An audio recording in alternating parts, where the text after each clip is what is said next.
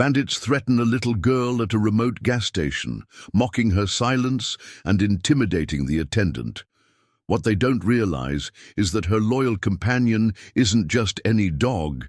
He's a decorated K-9 officer with 3 years of police work under his collar, and her father is a former Special Forces veteran who taught her to stay calm in the face of danger.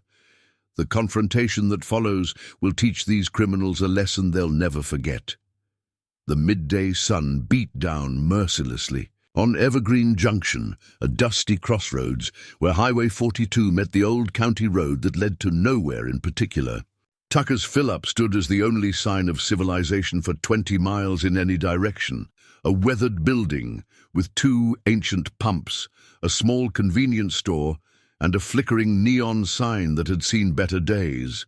8-year-old Lily Morgan stood motionless beside her father's dusty pickup truck, her small hand resting on the muscular shoulder of Rex, her German shepherd. The dog's alert ears suddenly pricked forward, his relaxed posture transforming into vigilant attention in an instant. Before Lily could register the change, the distant rumble of approaching vehicles broke the afternoon quiet. Old man Tucker emerged from the convenience store, wiping his hands on a faded blue rag. His weathered face creased with concern as he heard the approaching engines. "Lily, honey, why don't you come inside while your daddy finishes up?" he called, but his words were overwhelmed by the arrival of 3 black SUVs that pulled into the station with a spray of gravel and dust. The vehicles circled the pumps before coming to a stop, their tinted windows revealing nothing of the occupants within. When the doors finally swung open, 6 men emerged, all wearing dark clothes and bandanas that partially obscured their faces. Their leader, a tall man with a jagged scar running from his left temple to his jawline, surveyed the gas station. With cold calculation, before his eyes landed on Lily, the smile that spread across his face held no warmth as he approached, boots crunching deliberately on the gravel. "Well, what do we have here?" he drawled, looming over Lily. "Cute kid. Cuter." "Dog!" His hand reached toward Lily's head, but before his fingers could make contact, Rex transformed. The seemingly docile German shepherd shifted with tactical precision, placing himself between Lily and the stranger. His teeth bared in a silent warning that stopped the man mid-motion. The low, rumbling growl that emanated from the dog's chest carried the unmistakable promise of violence. "Your mutt's got an attitude problem," the scarred man snarled, his hand dropping to his waist, where the outline of a weapon was visible beneath his jacket. But something in Rex's unwavering stance and Lily's calm gaze gave him pause. What the man couldn't know was that the German shepherd standing between him and the little girl had served 3 years as a K-9 officer with the state police, trained to detect narcotics, apprehend dangerous suspects, and protect his handler at all costs. And right now, that protective instinct was focused entirely on the silent child who stood without flinching in the shadow of danger. Lily Morgan hadn't always been so quiet. Before last year's incident at her school, she'd been a chatterbox who asked endless questions about everything from dinosaurs to distant stars. Now, at 8 years old, she spoke only when necessary, and sometimes not even then. The therapists called it selective mutism, triggered by the trauma she'd experienced. Only with Rex did the words flow freely, whispered into his attentive ears. During their nightly ritual, when she would read him stories, her small fingers tracing the words on pages as her voice grew stronger in the safety of his presence. When the world grew too loud or frightening, Lily retreated into silence, but Rex always seemed to understand what she couldn't say, responding to the smallest changes in her breathing or posture as if she were speaking clearly. In Rex, Lily had found not just protection, but a bridge back to her voice. Nathan Morgan watched his daughter through the station's grimy window, his hand instinctively moving to the scar that ran along his collarbone, a souvenir from his final mission with the Special Forces 7 years ago. After 12 years of service that had earned him a chest full of medals and a mind full of nightmares, Nathan had returned home only to lose his wife to cancer 18 months later. Now he carried his grief like his service weapon, close, heavy, and always ready. He'd moved Lily to his late grandfather's property near Evergreen Junction, seeking anonymity and peace, starting a small security consultation business that operated mostly online and gave him the flexibility to be there for his daughter. Nathan had obtained Rex through a program that paired retired police dogs with veterans. The German Shepherd had been retired early after sustaining injuries during a dangerous apprehension, deemed too traumatized for regular adoption. Something in the dog's watchful eyes had mirrored Nathan's own, and in that recognition, a bond had formed that extended beyond handler and service animal. They were two warriors, helping each other navigate civilian life while jointly protecting the person they both loved most. Rex had been the best of his canine unit, with an exceptional record in narcotics detection and suspect apprehension. His file contained commendations for saving his handler multiple times, including once when he detected an armed suspect hiding in an abandoned building seconds before an ambush would have been sprung. But the shootout that killed his handler had left Rex with both physical and psychological scars, including a hip injury that occasionally caused him to limp and a deep wariness of sudden movements. The police department veterinarians had labeled him unsuitable for reassignment, until Nathan Morgan had appeared at the facility, recognized a kindred spirit, and insisted on taking Rex home. The connection between Rex and Lily had been immediate and profound, the child who couldn't speak and the dog who understood silence. Rex now served dual purposes. He was Nathan's registered PTSD service animal, trained to recognize and interrupt anxiety attacks, and Lily's emotional support companion, a constant presence who kept nightmares at bay and made the world feel safe. Again, in their broken family, Rex was both guardian and glue. The tension at Tucker's fill-up crystallized in the space between Rex's bared teeth and the scarred man's hand. Lily stood perfectly still, her small fingers buried in Rex's fur. Not in fear, but in restraint, a silent command the dog recognized. Old Man Tucker had emerged fully from the store now, his shotgun visible but not raised, while the other men circled their vehicles restlessly. Rex maintained his protective stance, his training evident in how he positioned himself. Not attacking, but ready to, if the threat persisted. The standoff might have escalated further, if not for the arrival of Nathan's pickup, which pulled in from behind the store where he'd been helping Tucker with a leaking pipe. Nathan assessed the situation. In seconds, his military training kicking in as he exited the vehicle with measured calm that belied the storm in his eyes. "Lily," he called, his voice even. "Rex, hold." Both child and dog remained perfectly still as Nathan approached, placing himself alongside his daughter and her protector. Old Man Tucker nodded almost imperceptibly from the doorway, his own stance relaxing slightly at Nathan's arrival, but his grip on the shotgun remained firm. "Seems your dog doesn't like friendly conversation," the scarred man commented, taking a deliberate step back while maintaining eye contact with Nathan. There was calculation in his gaze now, measuring the newcomer. "Rex is very friendly," Nathan replied coolly, "to friendly people." He placed a hand on Lily's shoulder, feeling her small frame steady beneath his touch.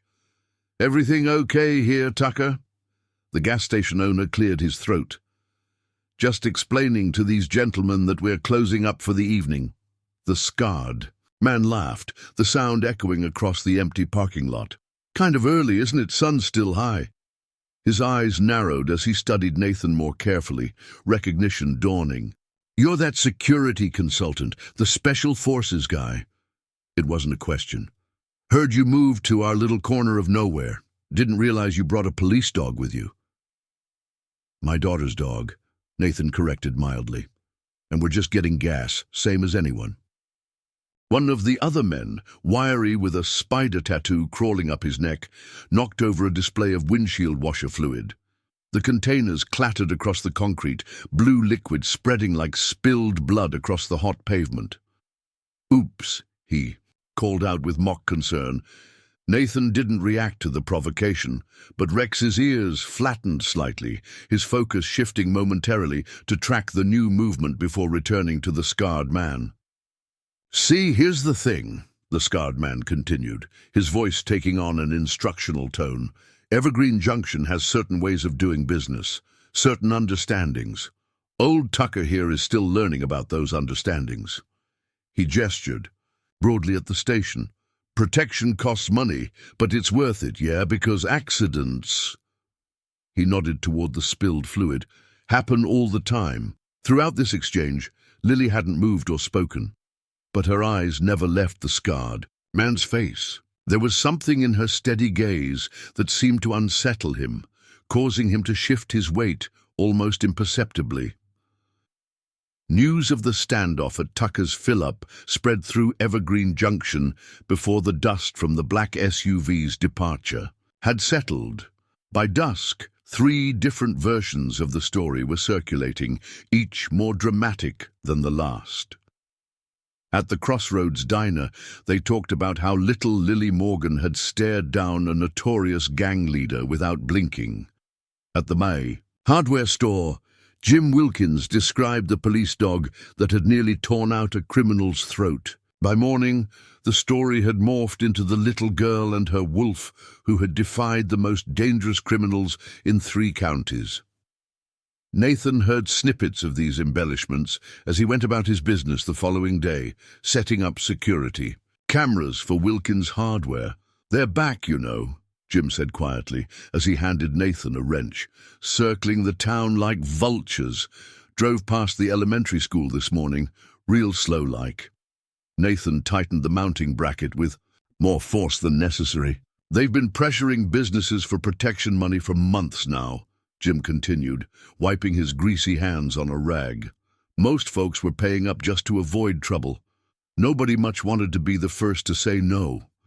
By afternoon, Nathan had seen 3 different black SUVs cruising Evergreen Junction's small grid of streets. They made no attempt to hide their surveillance, their message clear in every lingering stare and slow pass by local businesses. Nathan recognized the tactics from his deployments, the same methods insurgents used to control villages through fear rather than direct violence.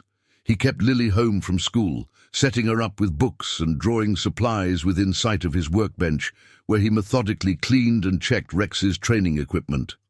Around 4 o'clock, the sound of sirens broke the uneasy quiet. Deputy Sarah Wilson's patrol car sped past their small rental house, heading toward Main Street. Nathan's phone rang moments later. Old Man Tucker's voice was tight with controlled alarm. "They broke Jim's arm," he said without preamble.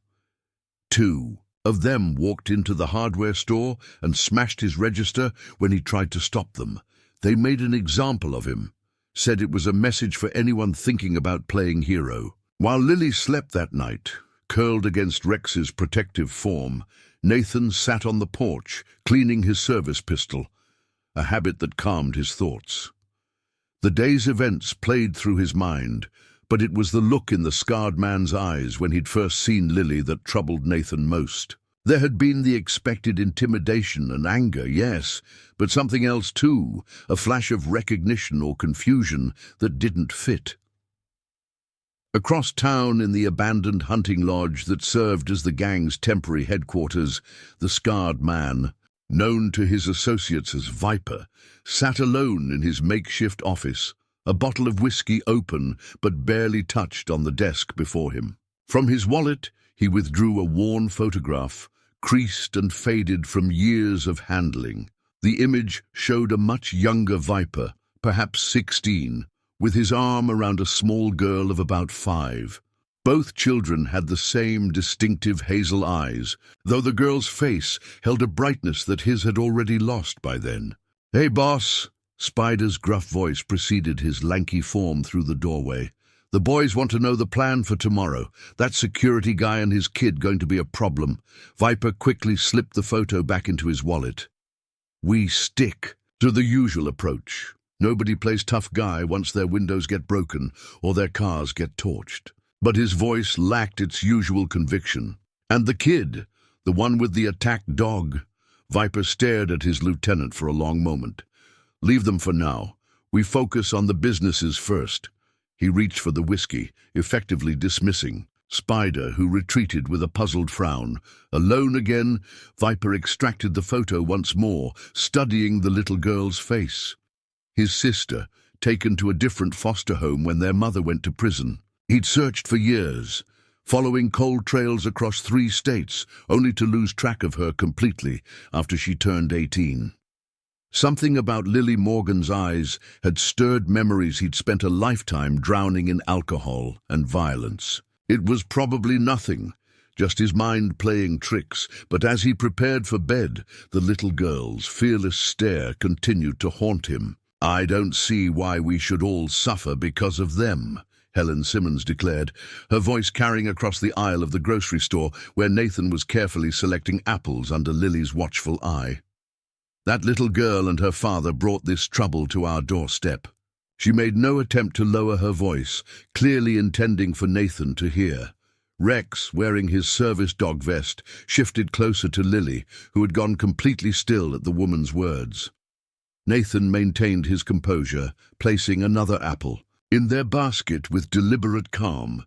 Martha, Bob Jenkins, the store owner, cautioned quietly. "No, I'm saying what everyone's thinking," Helen continued, her shopping cart blocking the narrow aisle.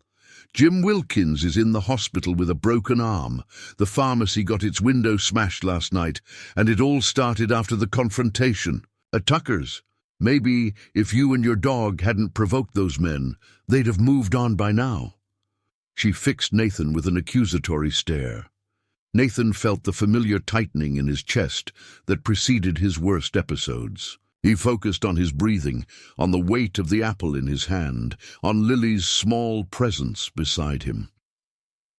Before he could formulate a response that wouldn't escalate the situation, Principal Davis from Lily's elementary school approached, her expression carefully neutral. "Mr. Morgan," she said formally, "I was hoping to catch you. Given the current tensions in town, we think it might be best if Lily stays home for a few days. For her safety, of course." The principal's eyes darted nervously to Rex, then back to Nathan. "Some parents have expressed concerns about having a police dog on school grounds, especially with these gang troubles." Nathan felt Lily's hand slip into his, squeezing tight. "Rex is a registered service animal," he said evenly, "and Lily needs him, especially now." "Of course, but these are unusual circumstances," Principal Davis persisted. "We have to consider all our students."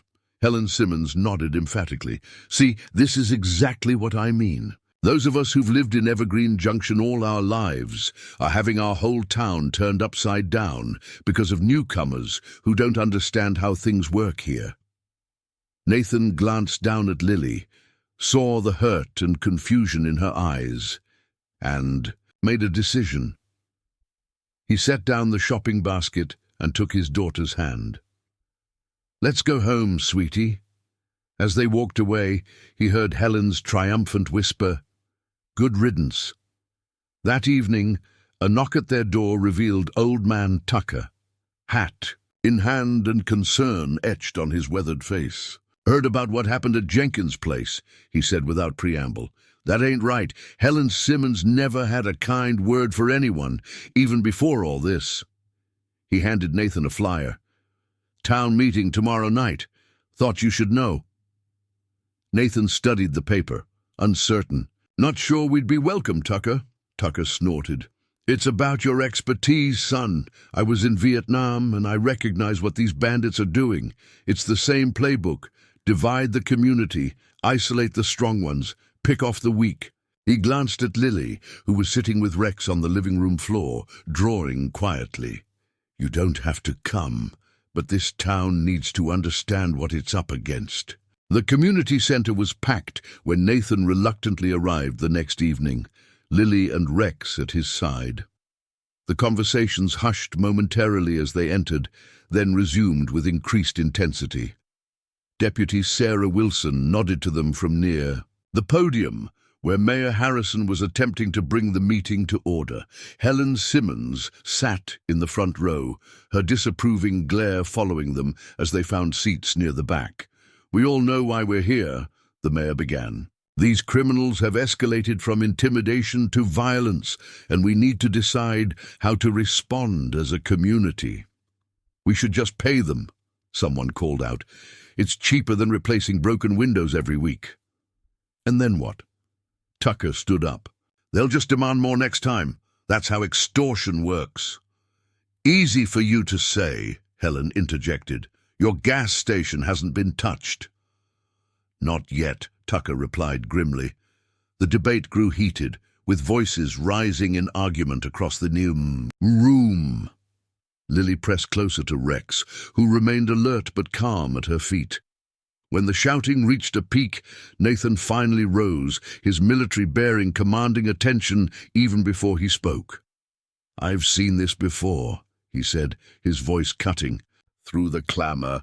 "In Afghanistan, insurgents would target villages using the exact same methods: intimidation, selective violence, creating division among the people."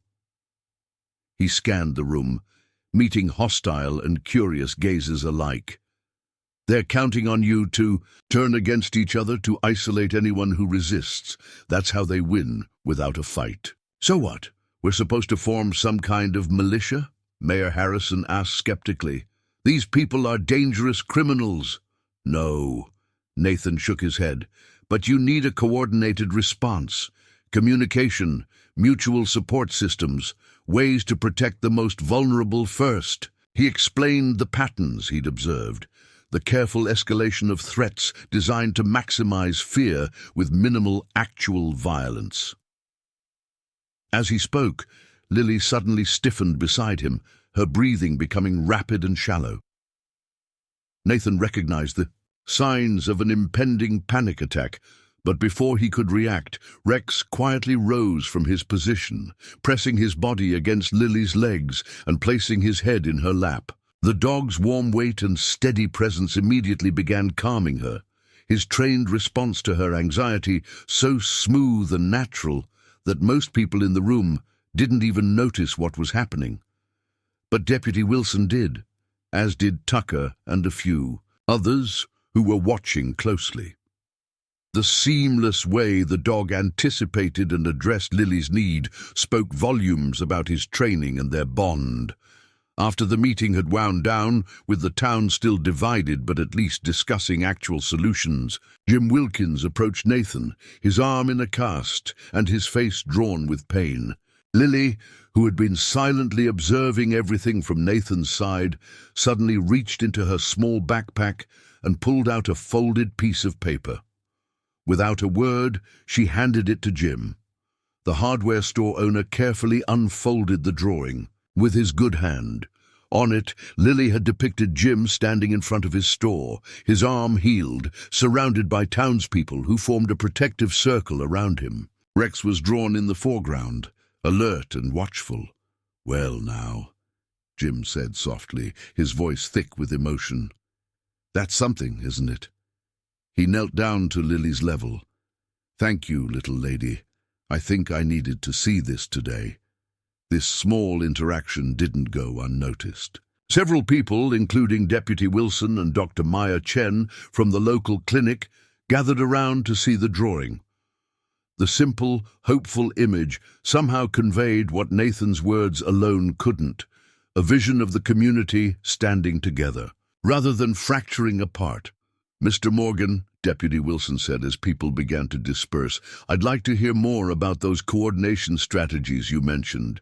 County resources are stretched thin, but if we organize the town properly—" She glanced at Lily and Rex, then back to Nathan. "We've got more strength here than most people realize." Nathan nodded, feeling a cautious optimism for the first time since the confrontation at the gas station. "It starts with communication networks, buddy systems for businesses, designated safe houses. He outlined the basics of what they would need, drawing on his military experience while adapting it for civilian application. By the time they left the community center, a core group had formed around Nathan, Tucker, Deputy Wilson, and Dr. Chen, people committed to organizing Evergreen Junction's defense. As they walked home under the star-filled sky, Lily slipped, her small hand into her father's. "Are we going to be okay, Daddy?" she asked softly, one of the rare times she had spoken outside their home since the incident at her school. Nathan squeezed her hand gently. "Yes, sweetheart, I think we are." Rex walked beside them, his posture relaxed but vigilant, the very picture of the guardian he had been trained to be. Over the next 3 days, Evergreen Junction underwent a transformation. Nathan's living room became an impromptu command center, with maps of the town spread across the coffee table and lists of volunteers taped to the walls. Drawing on his military experience, Nathan organized the town into sectors, each with its own coordinator, responsible for observation and communication. Tucker, despite his age, took charge of the central business district, distributing two-way radios salvaged from his Vietnam War collection. Dr. Chen turned her clinic into a safe house, stocking extra medical supplies and creating a rotating schedule of volunteers to ensure it was never left unattended. Deputy Wilson, working within the constraints of her official capacity, coordinated with neighboring jurisdictions for additional patrol support while discreetly sharing information with Nathan's civilian network. Rex became an unexpected centerpiece of their defense strategy. Nathan conducted a crash course in canine behavior for interested townspeople, explaining how to read a dog's alerts and what commands would be recognized by service animals like Rex. Inspired by this, Jim Wilkins and 3 other local dog owners began training their own pets in basic protection techniques. Though these family pets couldn't match Rex's police training, they added another layer of security, particularly for identifying approaching vehicles before they were visible. Within 72 hours, Evergreen Junction had developed an early warning system that would have impressed Nathan's former commanding officers. The school board, after heated debate, reversed its decision about Lily staying home. Instead, Principal Davis requested that Rex be allowed to accompany Lily to school each day. The German Shepherd quickly became a beloved fixture in Lily's 3rd-grade classroom, where teacher Linda Morgan incorporated him into lessons about responsibility and service. Lily began to speak more frequently in Rex's presence, first just to explain his training to curious classmates, then gradually participating in class discussions. Other children who struggled with anxiety were drawn to the calming presence of the dog, creating an unexpected therapeutic benefit that spread throughout the school. When 3 black SUVs were spotted circling the playground during recess, Rex's alert posture warned the teachers before the vehicles came into view, allowing them to smoothly transition the children indoors without panic. This successful implementation of Nathan's protocols reinforced the community's growing confidence in their ability to protect their most vulnerable members. Old Man Tucker watched Nathan and Lily from the window of his gas station, guilt gnawing at him like an old toothache. The burner phone in his pocket felt heavy, a constant reminder of his betrayal. He hadn't wanted to cooperate with Viper's gang, hadn't planned on becoming their informant, but they'd left him little choice after showing him the photos of his grandson Bobby in military prison, explaining in graphic detail what would happen if word didn't get back to them about the town's defense plans. So Tucker found himself in an impossible position, feeding Viper information about security cameras and patrol schedules, while working alongside the very people he was betraying. Lily often sat at the small table in the corner of the convenience store, while Nathan installed additional security measures. The quiet child would draw for hours, occasionally looking up to watch Tucker with those unnervingly perceptive eyes. Today she was working intently on a new picture, her crayon moving with deliberate strokes as Rex dozed at her feet. When Tucker's burner phone vibrated, he slipped into the storage room to answer it. "They're setting up a new camera on the roof tomorrow," he whispered, keeping his voice low. "Covers the south approach and the school route. Wilson's got 2. Volunteers patrolling Main Street at night now, rotating shifts." Each word tasted bitter in his mouth. "Good," Viper responded. "Keep it coming. Remember what happens if you don't." After hanging up, Tucker returned to find Lily watching him, her drawing complete. She silently turned the paper toward him. Tucker's blood ran cold. The child had drawn a remarkably accurate scene of a man who looked like him talking on a phone to a shadowy figure with a scar on his face. In the background was a military prison building with a stick figure inside. Tucker's hands trembled as he took the drawing. "You heard?" he asked helplessly. Lily didn't answer, but her eyes held no judgment, only a sadness that seemed far too ancient for her 8 years. Tucker crumpled the drawing and shoved it into his pocket, glancing nervously toward the garage where Nathan was working. "My grandson's in trouble," Tucker said finally, the confession spilling out unexpectedly. "They'll hurt him if I don't help them. You understand about protecting family, don't you?" He hadn't meant to justify himself to a child, but something in Lily's steady gaze demanded honesty. Lily reached into her backpack and pulled out another drawing. This one showed Tucker standing with Nathan, Deputy Wilson, and other townspeople. In the picture, they were surrounding a younger man in a military uniform who must have been Tucker's grandson, protecting him. The message was clear even to Tucker's troubled mind. There was another way. If only he would trust his neighbors as they had trusted him. "It's not that simple," Tucker muttered, though the seed of doubt had been planted. As Lily continued her silent observation, Tucker found himself wondering if there might indeed be a solution he hadn't considered, one that wouldn't require betraying the town that had become his home over the past 47 years.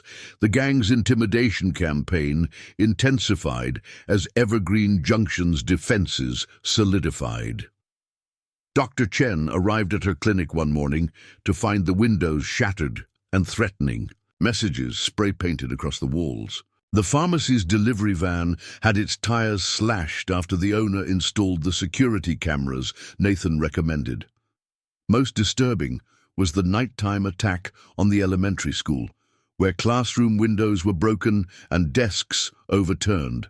A clear escalation targeting the children that crossed a line for even the most hesitant townspeople. The town's response, however, was not what the criminals expected. Instead of fracturing under pressure, Evergreen Junction united. When Dr. Chen arrived to find her clinic vandalized, she also found Jim Wilkins and his crew already boarding up the windows. Mrs. Rodriguez from the bakery had brought coffee and pastries. By noon, volunteers had repainted the walls and installed stronger security measures. Similar scenes played out at each targeted location, community members appearing within minutes of an incident, working together to repair damage and strengthen defenses. Yet despite these external successes, Nathan found himself struggling with increasing doubt. The pressure of responsibility weighed heavily on him as he lay awake each night, listening for the sound of engines, and his PTSD symptoms, which had been improving since moving to Evergreen Junction, returned with renewed intensity. Flashbacks, hypervigilance, and the crushing guilt that he had somehow brought the war home with him, endangering not just his daughter, but an entire town. Lily found him during one of these episodes, sitting on the kitchen floor at 3 a.m, back pressed against the refrigerator as sweat beaded on his forehead. Without a word, she disappeared and returned with Rex, who immediately pressed his weight against Nathan's side, the trained response that helped ground him during flashbacks. Lily sat cross-legged on the floor opposite her father, simply waiting as Rex's steady presence slowly brought Nathan back to the present. "I'm sorry, sweetheart," Nathan whispered when he could finally speak. "You shouldn't have to see this." Lily reached for his hand, her small fingers interlacing with his much larger ones. "Rex helps you like he helps me," she said softly. "That's why we're a family." The simple observation caught Nathan off guard. In all his strategic planning and organization, he had somehow forgotten the most important defense they had. Not the cameras or the patrols, but this unbreakable bond between a wounded warrior, a traumatized child, and the dog who bridged their broken places. "We're going to be okay, aren't we?" Lily asked, echoing her question from after the town meeting. Nathan pulled his daughter close, feeling Rex shift to accommodate them both within his protective circle. "Yes," he answered with more conviction than before. "We're going to be okay, because we have each other, and that's something Viper and his gang don't have." As if understanding his words, Rex rested his head on Nathan's knee, his intelligent eyes moving between father and daughter. In that moment, Nathan realized that what had started as a security operation had become something far more significant, a community rediscovering its strength through connection rather than isolation. Whatever Viper and his gang had planned, next, they would face not just a collection of defensive measures, but a town that had remembered how to be a family. The morning dawned with an unusual stillness over Evergreen Junction, the kind of heavy quiet that Nathan recognized from his military days, the calm that came before an ambush. Dr. Chen had called him to the clinic at first light to consult on a new security system, leaving Lily with Tucker at the gas station. A routine they'd established over the past week. Now, as Nathan helped Dr. Chen adjust the motion sensors on her back door, he found himself checking his watch repeatedly, an uneasiness growing in his gut. At the gas station, Lily sat at her usual table, drawing quietly while Tucker restocked the cooler. The old man's hands trembled slightly as he arranged the soda. Cans. His mind distracted by the decision weighing on him, his grandson's situation had worsened. The latest message from Viper included a photo of Bobby with a black eye and split lip, a warning of worse to come. The burner phone in Tucker's pocket felt like it was burning a hole through the fabric. When it vibrated, he stepped into the storage room, his heart pounding. "Time's up, old man," Viper's voice rasped through the speaker. "We're coming today. Either you leave the back door unlocked and keep your mouth shut, or your grandson doesn't make it to his parole hearing. Simple as that." "The kid's here," Tucker whispered, glancing through the crack in the door at Lily. "Morgan's daughter. She's not supposed to be part of this." There was a pause on the other end. "Not my problem. Keep her out of the way and she won't get hurt. This ends today." The line went dead. Tucker leaned against the shelves, his legs suddenly weak. Through the door, he could see Lily watching him, her eyes knowing beyond her years. She'd been drawing again, this time a picture of Tucker talking on the phone, his face sad and scared. The child saw too much, understood too much. Tucker made his decision in that moment, reaching for the store phone to call Nathan. But before he could dial, the rumble of engines filled the air. Lily heard them first, her head lifting at the familiar sound. Rex, even from across town at the clinic, also alerted to the distant engines, his ears pricking forward and body tensing. Nathan immediately recognized the dog's reaction and was reaching for his phone when it rang, Deputy Wilson's clipped voice confirming his fears. "Multiple vehicles approaching from the south," she reported, "at least 5 moving fast toward the center of town." "Lily's at the gas station with Tucker," Nathan said, already moving toward the door, Rex keeping pace beside him. "I'm 3 minutes out," Wilson responded. "Meet you there." But Nathan knew 3 minutes could be an eternity in a combat situation. He and Rex ran the 6 blocks to Tucker's fill-up, the dog outpacing him as they rounded the final corner, just in time to see 3 black SUVs pulling into the station. Through the store windows, Nathan could make out Tucker moving protectively toward Lily, positioning himself between her and the approaching men. Nathan reached for his phone to activate the town's alert system, but before he could, he saw Tucker step outside to confront Viper. The old man's voice carried across the lot, surprisingly steady. "This isn't right. There's a child here." Viper ignored him, signaling to two of his men who pushed past Tucker into the store. Nathan heard Lily's frightened cry. At the same moment, Rex bolted forward, covering the distance to the gas station in seconds. The German Shepherd crashed through the store's screen door, a blur of focused aggression that took the first man by surprise, knocking him to the ground. The second man reached for something in his jacket, but Rex was faster, clamping down on his wrist with precisely controlled pressure that caused him to howl in pain. Viper turned at the commotion, his expression changing from confidence to shock as he recognized the dog. Outside, Nathan was still running toward the station when he saw Tucker make a desperate lunge at Viper, attempting to restrain him. The gang leader reacted instantly, his elbow connecting with Tucker's temple and sending the older man crumpling to the concrete. "Get the kid!" Viper shouted, and Nathan watched in horror as Spider emerged from the store with Lily struggling in his arms. Rex immediately released the man he'd neutralized and turned toward this new threat. But Viper was ready for him, throwing a heavy chain that caught the dog across the muzzle with a sickening crack. Rex staggered but didn't fall, blood streaming from a gash above his eye as he regrouped for another attack. Lily, seeing her protector hurt, bit down hard on Spider's hand, causing him to curse but not release her.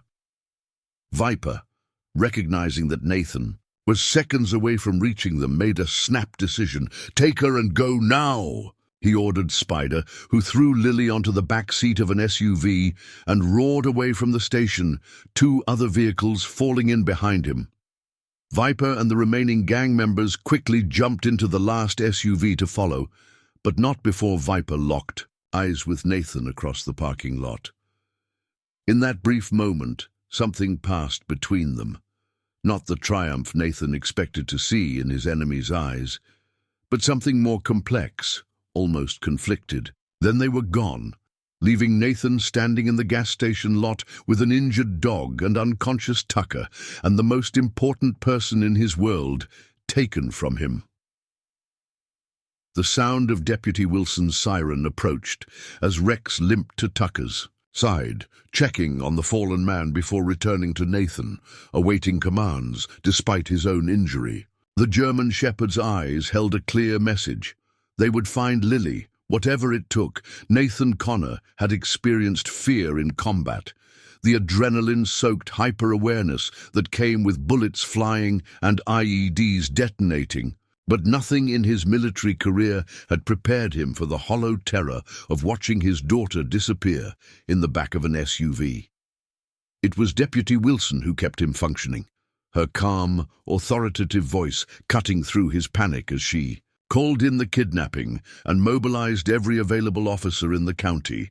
"We need to think clearly," she insisted, guiding Nathan to sit on the curb outside Tucker's fill-up, while Dr. Chen, who had arrived moments after the deputy, examined the gash above Rex's eye. "Tell me everything you know about these men, any place they might take her."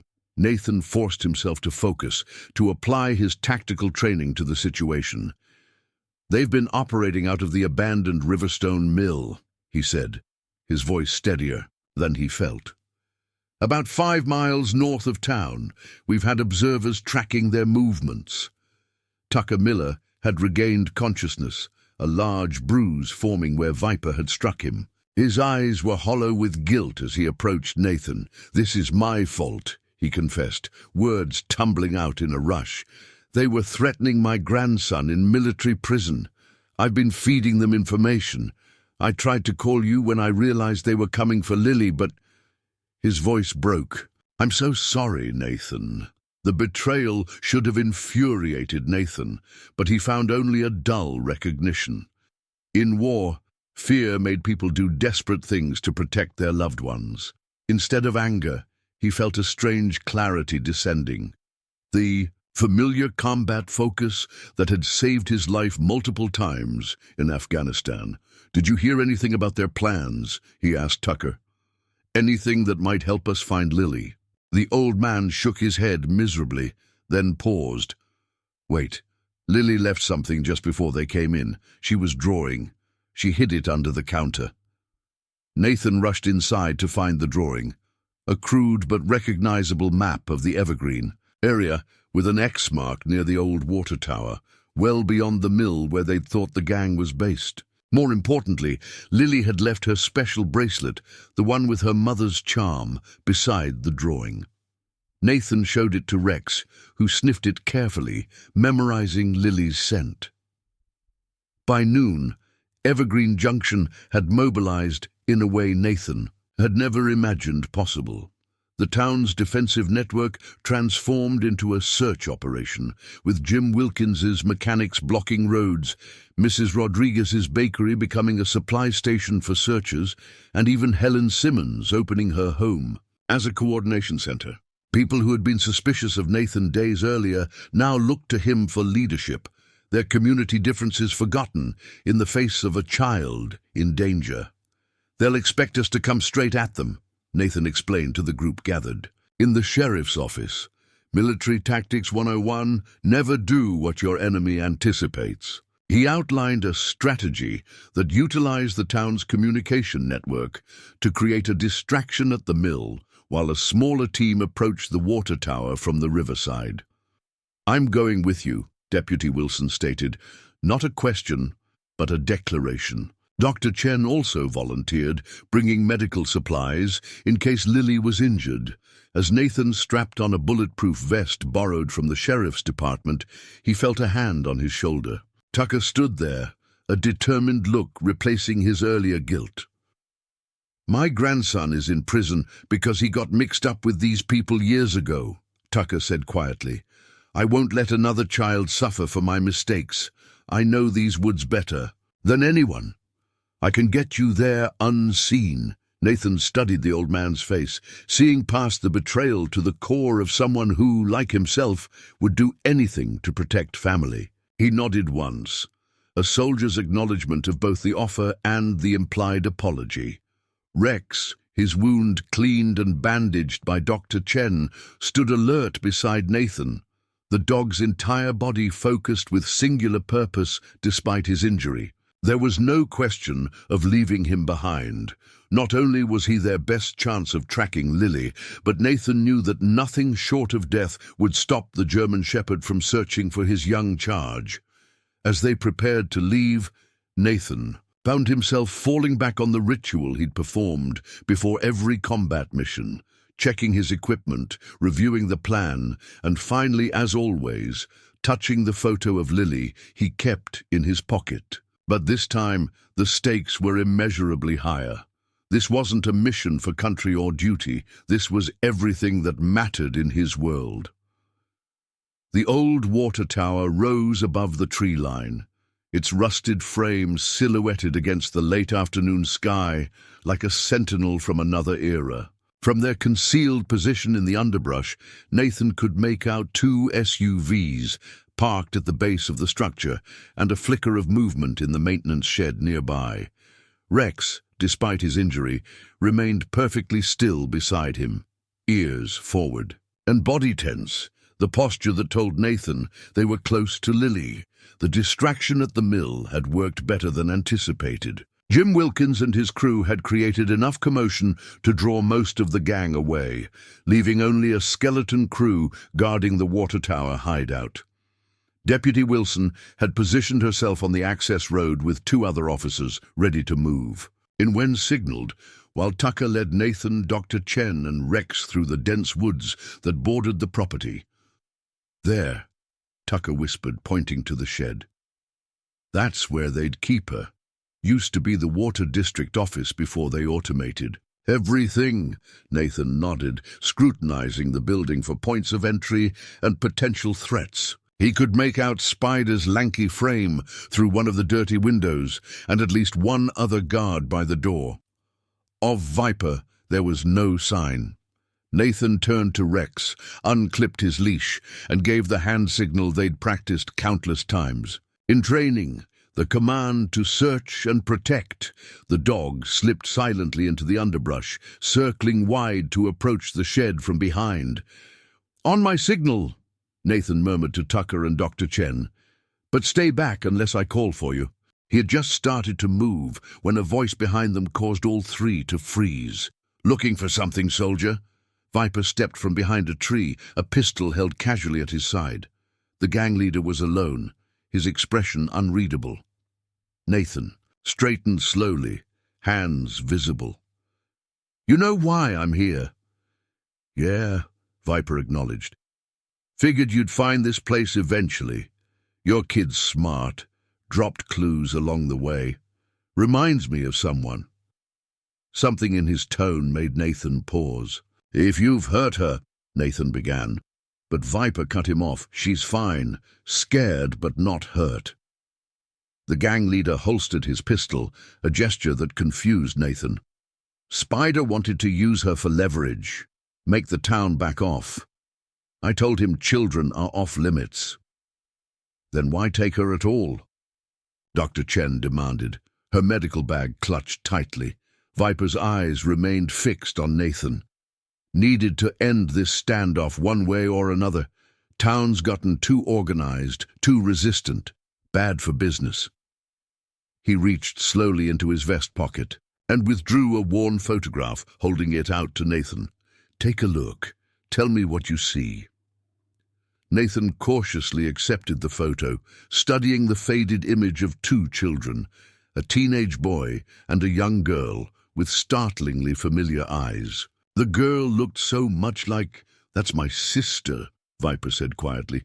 "Lost track of her when we got separated in foster care. Spent years trying to find her after I aged out of the system." He nodded at Nathan's confusion. "Your daughter has her eyes. When I saw Lily at the gas station, it hit me like a truck. Then I heard her name, Lily Morgan. My sister married a man named Morgan." The revelation struck Nathan like a physical blow. "Catherine," he whispered. His wife had mentioned a brother once or twice, someone she'd lost contact with years ago. The system had separated them when their mother went to prison for drug trafficking.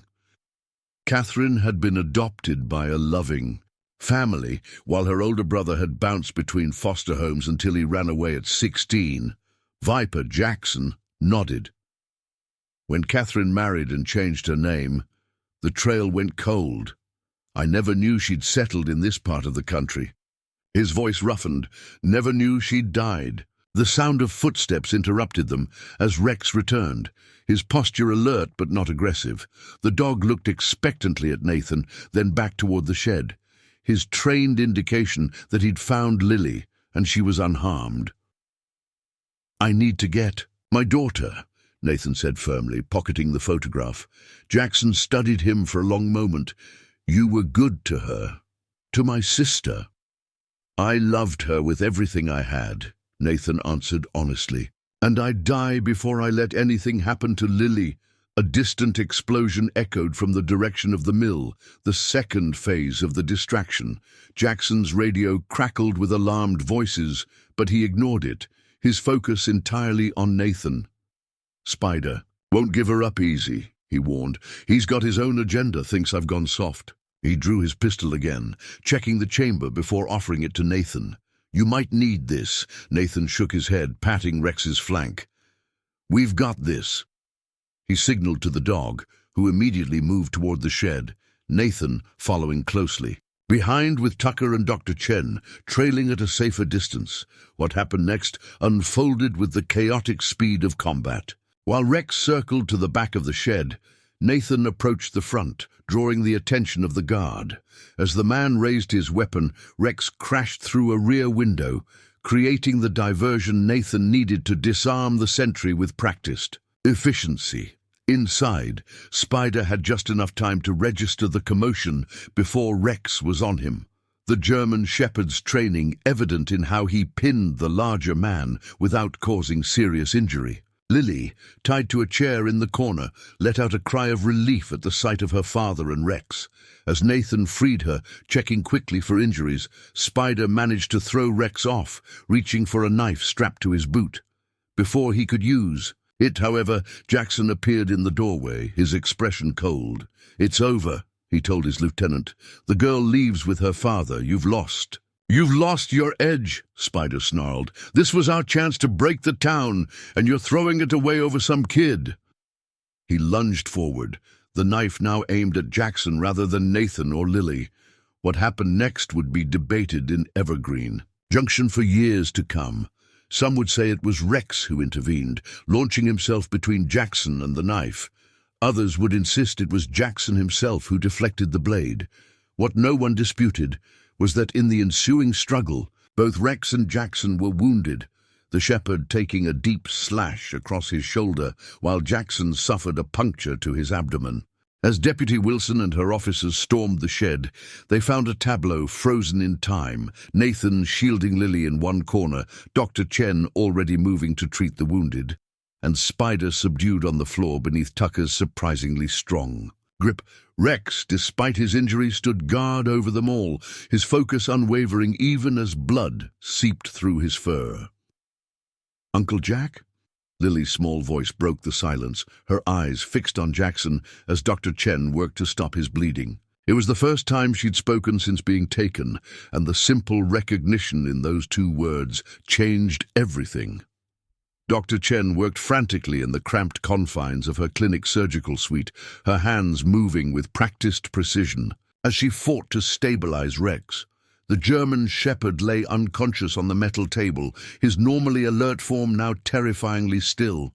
The knife wound across his shoulder had been deeper than initially assessed, severing critical blood vessels and damaging muscle tissue. What made the injury particularly dangerous was not just its severity, but its location, close to vital structures that, if compromised, could end the dog's life or permanently disable him. "I need more light," she instructed her assistant, a veterinary student who had volunteered after hearing about the rescue. "And another unit of blood. He's still losing too much." The clinic, normally reserved for routine pet care, had transformed into an emergency trauma center. Dr. Chen had called in every favor, pulling in equipment and supplies from the county animal hospital. In the waiting room, Nathan sat with Lily, curled against his side, her small body finally succumbing to exhaustion after the ordeal. His mind kept replaying the moment when Rex had lunged to intercept Spider's knife, the same protective instinct that had saved Nathan's squad from ambushes in Afghanistan, now potentially costing the dog his life. The irony wasn't lost on him. Rex had survived his police career only to face death protecting a child in small-town Evergreen Junction. Deputy Wilson entered quietly, her uniform still dusty from the operation at the water tower. "Any word?" she asked, keeping her voice low, to avoid waking Lily. Nathan shook his head. "Chen says the next few hours are critical. He lost a lot of blood." His voice caught, surprising him with its emotion. Rex wasn't just a service animal or even a pet. He was family, the bridge that had connected Nathan to reality after Catherine's death, the companion who had helped Lily find her voice again. "The town's securing the clinic," Wilson informed. "Jim Wilkins and his crew are patrolling the perimeter. We've got volunteers watching every approach." She hesitated before adding, "There's another development. Jackson Viper. He's asking to see Lily. His wound wasn't as serious, but the doctor wants to keep him for observation at the hospital." Nathan tensed. Despite the revelation of Jackson's relationship to Catherine, despite his eventual assistance in Lily's rescue, Nathan wasn't ready to trust the man who had been terrorizing Evergreen Junction for weeks. "Not yet," he said firmly. "Lily's been through enough today." As if sensing her father's distress even in sleep, Lily stirred, her eyes fluttering open. "Rex?" she asked immediately, the fear evident in her voice. "Dr. Chen is taking good care of him, sweetheart," Nathan assured her, wishing he felt as confident as he tried to sound. "He's very strong, like you." Lily sat up, rubbing her eyes. "He knew Uncle Jack wouldn't hurt me," she said with the simple clarity of a child. "That's why he only bit Spider. The observation gave Nathan pause. Rex had indeed focused his aggression solely on Spider during the confrontation, showing uncharacteristic restraint around Jackson. The dog's judgment, honed through years of distinguishing threats from allies in police work, had recognized something in Catherine's brother that Nathan was still struggling to accept. The attack came just after midnight, when the town's vigilance had begun to waver under the weight of exhaustion. The remaining gang members, led by a vengeful Spider who had escaped custody during transport, descended on Evergreen Junction with calculated fury. Their primary target wasn't Nathan or even the businesses that had defied them. It was the clinic, where Rex lay fighting for his life, the symbol of resistance that had inspired the town's transformation from victims to defenders. The first warning came from Jim Wilkins's teenage son, who had been stationed on the roof of the auto shop with a pair of night vision binoculars. Multiple vehicles approaching from the east. His voice crackled over the radio network. At least 4, moving fast with lights off. Nathan, who had been dozing in a chair beside Lily in the clinic's waiting room, was instantly alert. He activated the town's emergency alert system.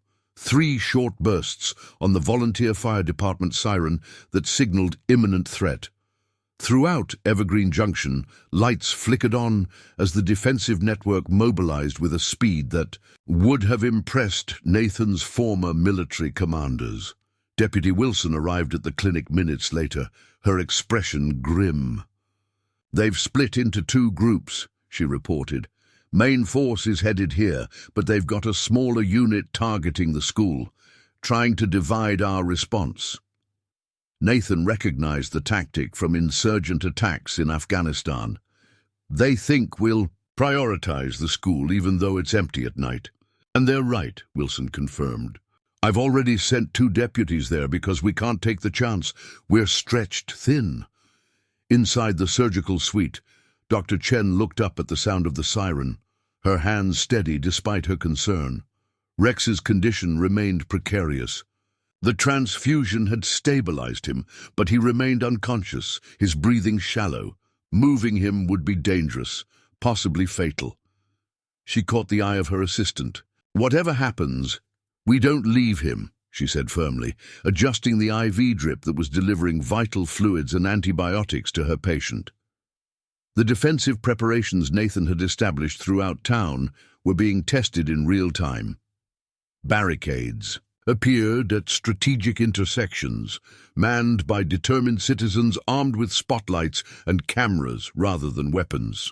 The documentation strategy that had proven effective during earlier confrontations was now paired with physical obstacles designed to funnel the attackers into predetermined approaches where they could be contained and identified. Nathan faced the most difficult decision of his life: stay with Lily at the clinic or help coordinate the town's defense. The combat instincts that had kept him alive through 3 tours urged him to join the front lines, to apply his tactical expertise where it could save lives. But the father in him could not bear the thought of Lily waking to find him gone, not after everything she had endured. It was Lily herself who resolved his dilemma. "Daddy," she said quietly, "Rex would help people if he could. That's what he's trained for." Her small face was solemn but resolute. "I'll stay with Dr. Chen. You go help our town." The simple courage in his daughter's words both broke Nathan's heart and filled it with fierce pride. He knelt before her, looking directly into eyes so like her mother's.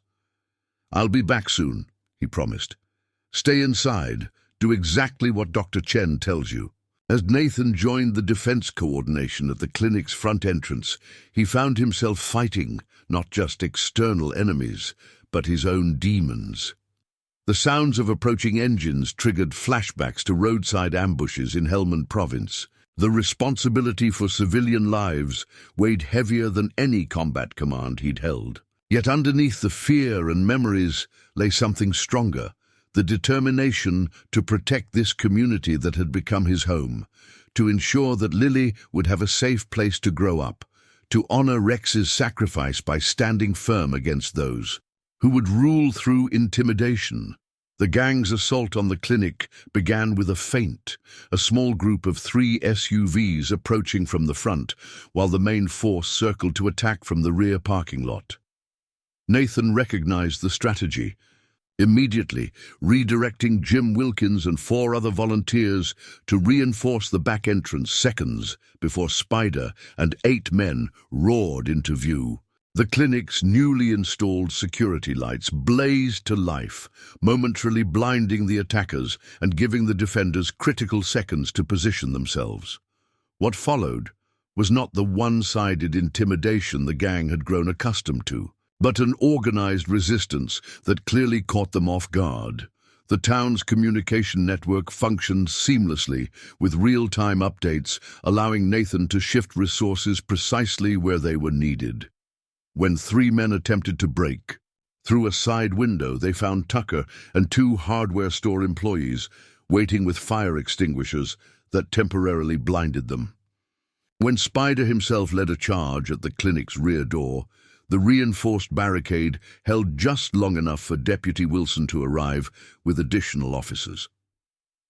Inside the clinic, Lily sat beside Rex's table, Dr. Chen working steadily despite the chaos outside. The German Shepherd's condition had deteriorated in the past hour, his breathing becoming increasingly labored. The monitors showed weakening vital signs that made the veterinarian's expression grow progressively more concerned. "He's waiting," Dr. Chen told Lily gently, "but he's very tired." Lily placed her small hand on Rex's head, careful to avoid the bandages that covered his earlier injury.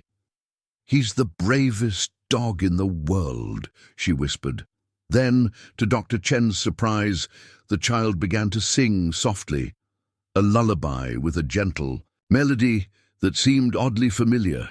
It was the same song Catherine had often hummed while pregnant with Lily, a family melody passed down from her own childhood. Outside, the battle for the clinic reached its climax as Spider, frustrated by the unexpected resistance, resorted to more desperate measures. A makeshift firebomb crashed against the building's side wall, flames spreading quickly up the wooden exterior. The defensive line broke momentarily as volunteers rushed for fire extinguishers, creating the opening Spider had been waiting for. He and 2 others forced their way through the clinic's back door, heading directly for the surgical suite. Nathan, alerted by the radio, raced through the smoke-filled corridors, his military training guiding him through the chaos. He reached the surgical suite door just as Spider kicked it open, the man's face contorted with rage and vengeance. Behind, Nahim. Lily looked up from Rex's side, her song interrupted by the violent intrusion. What happened next seemed to unfold in slow motion. Spider advanced toward Lily, a crowbar raised threateningly. Nathan lunged forward but knew he wouldn't reach his daughter in time. And then, in a moment that would become legend in Evergreen Junction, Rex's eyes snapped open. Despite his grave injuries, despite the veterinarian's certainty that he was too weak to move, the German Shepherd rose to his feet on the metal table. His legs trembled with the effort, blood seeping through his bandages. But his focus was absolute as he positioned himself between Lily and the threat, just as he had been trained to do. The sight of the wounded dog standing protectively over, the small child swaying but unbowed, caused even Spider to hesitate. In that frozen moment of uncertainty, Nathan closed the distance, subduing the gang leader with a precision takedown.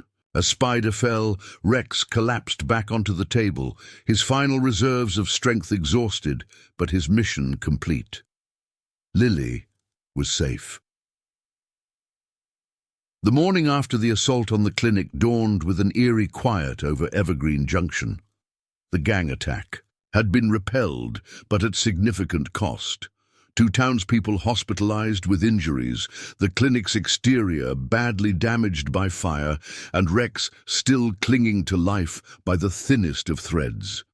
As volunteers cleared debris and repaired broken windows throughout Main Street, an unexpected convoy of police vehicles approached from the county highway. Deputy Wilson stepped out to meet them, her expression changing from weariness to surprise as she recognized the lead car's occupants.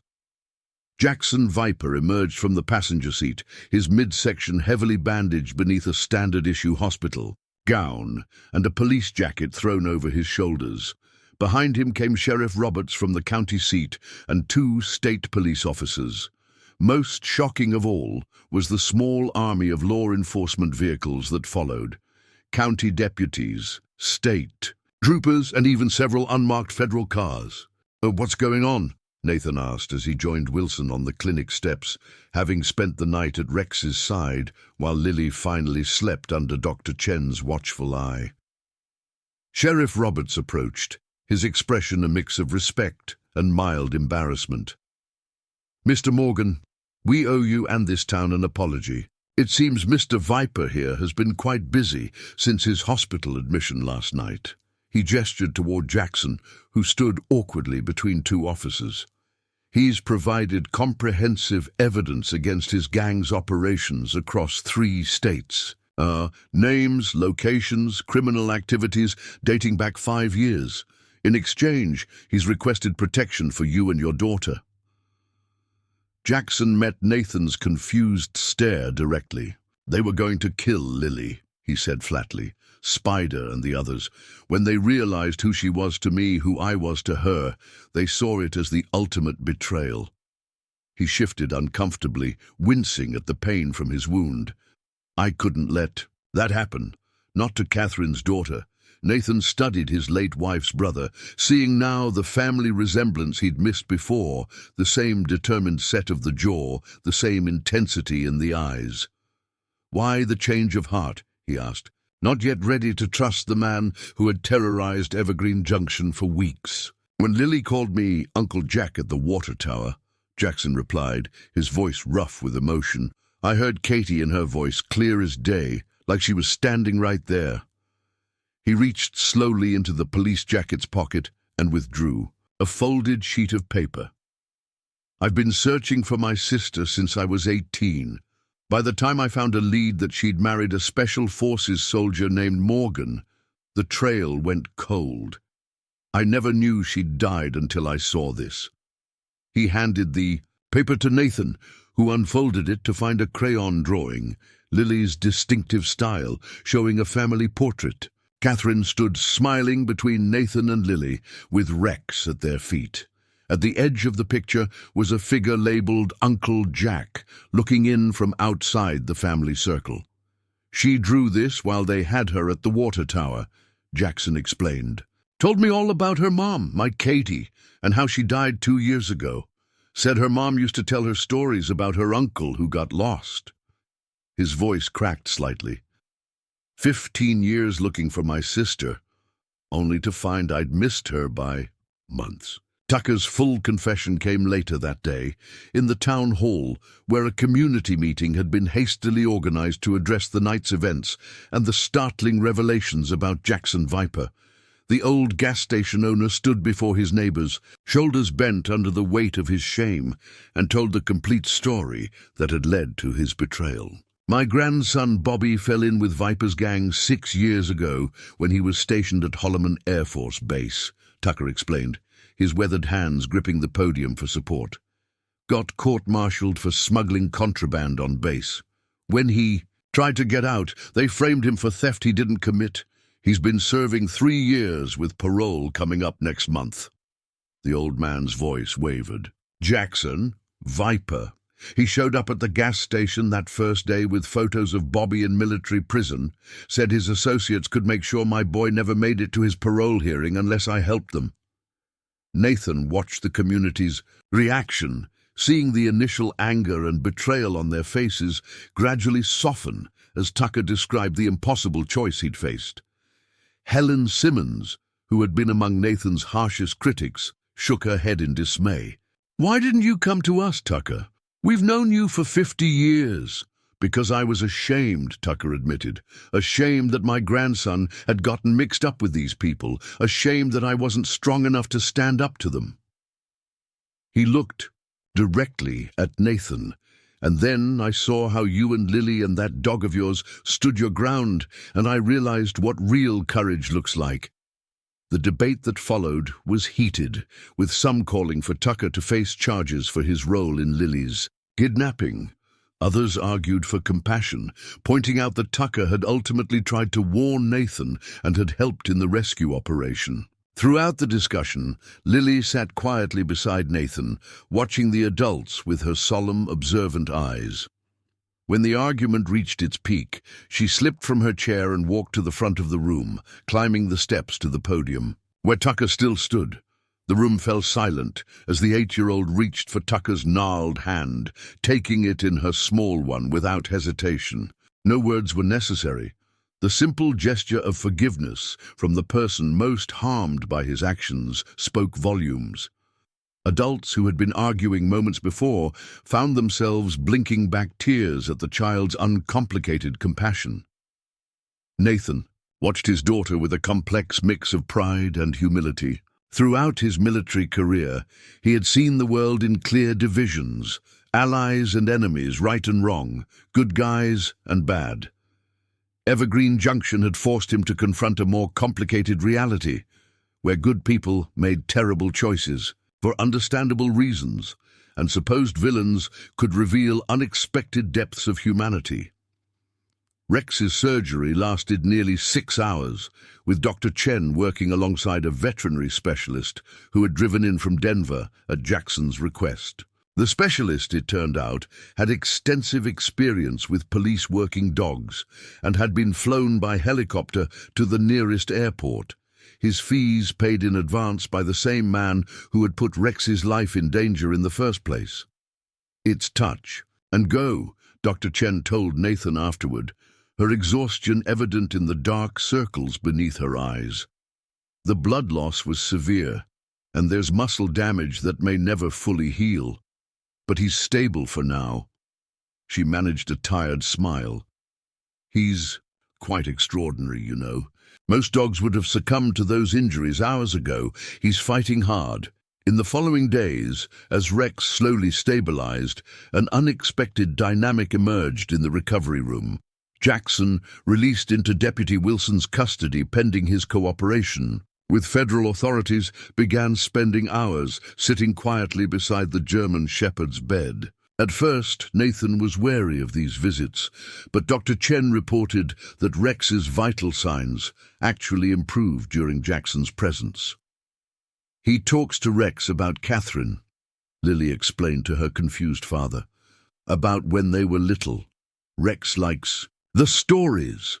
Gradually, Nathan found himself sharing the vigil with his late wife's brother, the two men rarely speaking directly to each other, but united in their concern for the dog who had saved Lily. During one of these silent watches, Jackson finally broke the awkward quiet. "Your dog," he said carefully. "He's got the same look my unit's bomb dog had in Fallujah. That focus." He met Nathan's surprised expression. "Marines, 1st Battalion, 2005 to 2009. Got out, couldn't adjust, found the gang when I was looking for something that made sense." He stroked Rex's ear gently. "Never thought I'd end up on the wrong side of another veteran." The revelation struck Nathan like a physical blow, that the man he'd been fighting had walked the same battlefields, carried the same burdens. Rex, perhaps sensing the tension, stirred slightly and pressed his muzzle against Jackson's hand in a gesture of acceptance that seemed almost deliberate. "He's a better judge of character than I am," Nathan acknowledged quietly. Across Evergreen Junction, similar conversations were taking place as the town wrestled with questions of justice, forgiveness, and rehabilitation. The easy narrative of villains and heroes had been shattered, replaced by the more difficult recognition that redemption was possible even for those who had caused harm. The three broken souls at the center of it all, Nathan, Jackson, and Rex, became an unlikely bridge between divergent perspectives, their shared love for Lily offering a path toward healing that extended beyond their immediate circle to encompass the entire community. 6 months after the confrontation at the water tower, Evergreen Junction had transformed in ways that few could have predicted. The abandoned mill that had served as the gang's headquarters had been purchased by the town through a community fundraising effort and was being converted into a multi-purpose center. On a bright spring morning, Nathan Morgan stood at the edge of the construction site, watching as volunteers installed windows in what would soon become the building's main hall.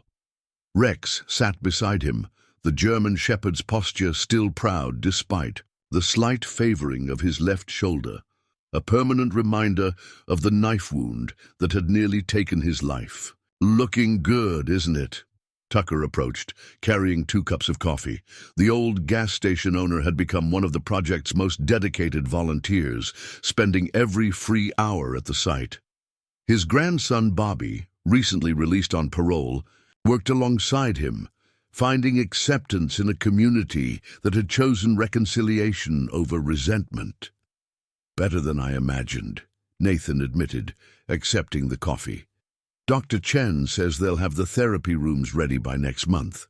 The community center had evolved beyond its original conception to include a dedicated space for Nathan's new program, a support group for veterans with PTSD, with a special focus on animal-assisted therapy.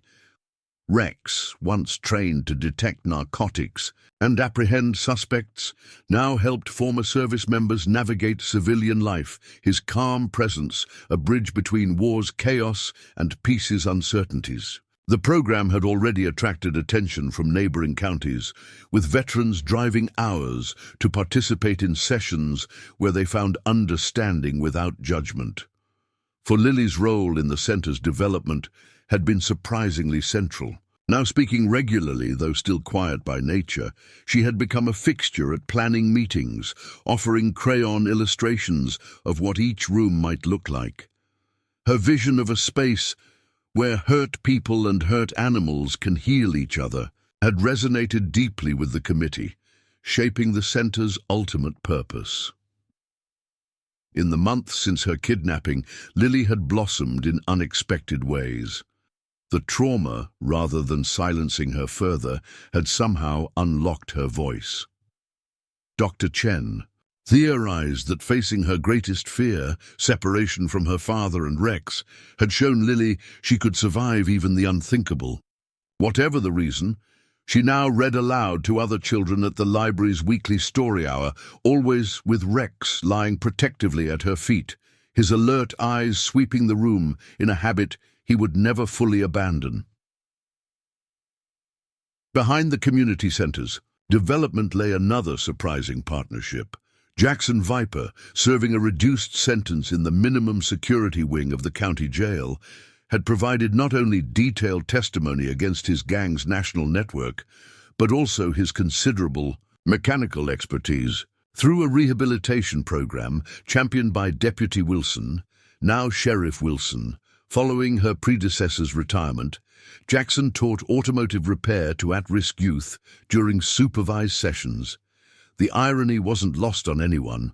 The man who had once threatened Evergreen Junction now helped shape its future, his path to redemption running parallel to the town's recovery. The grand opening of the Evergreen Junction Community Center coincided with the first anniversary of what locals now simply called the Water Tower Day.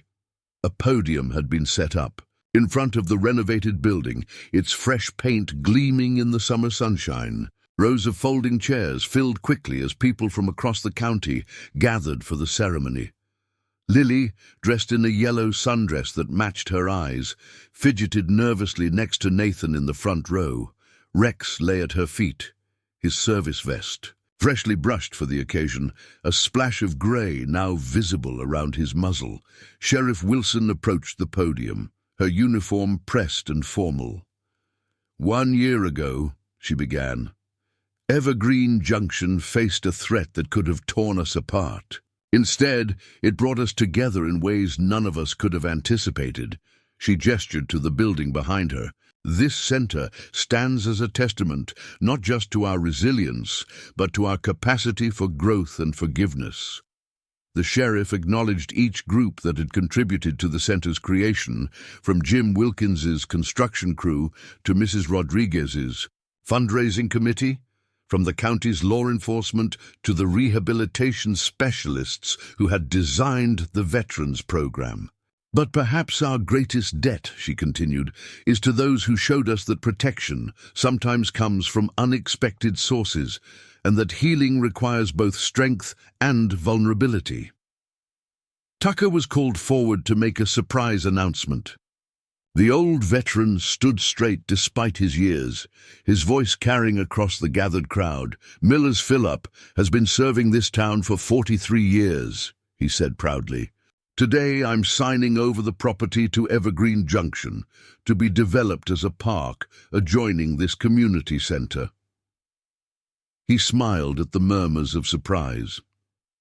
"My grandson and I have talked it over. It's time for something new to grow where something older stood."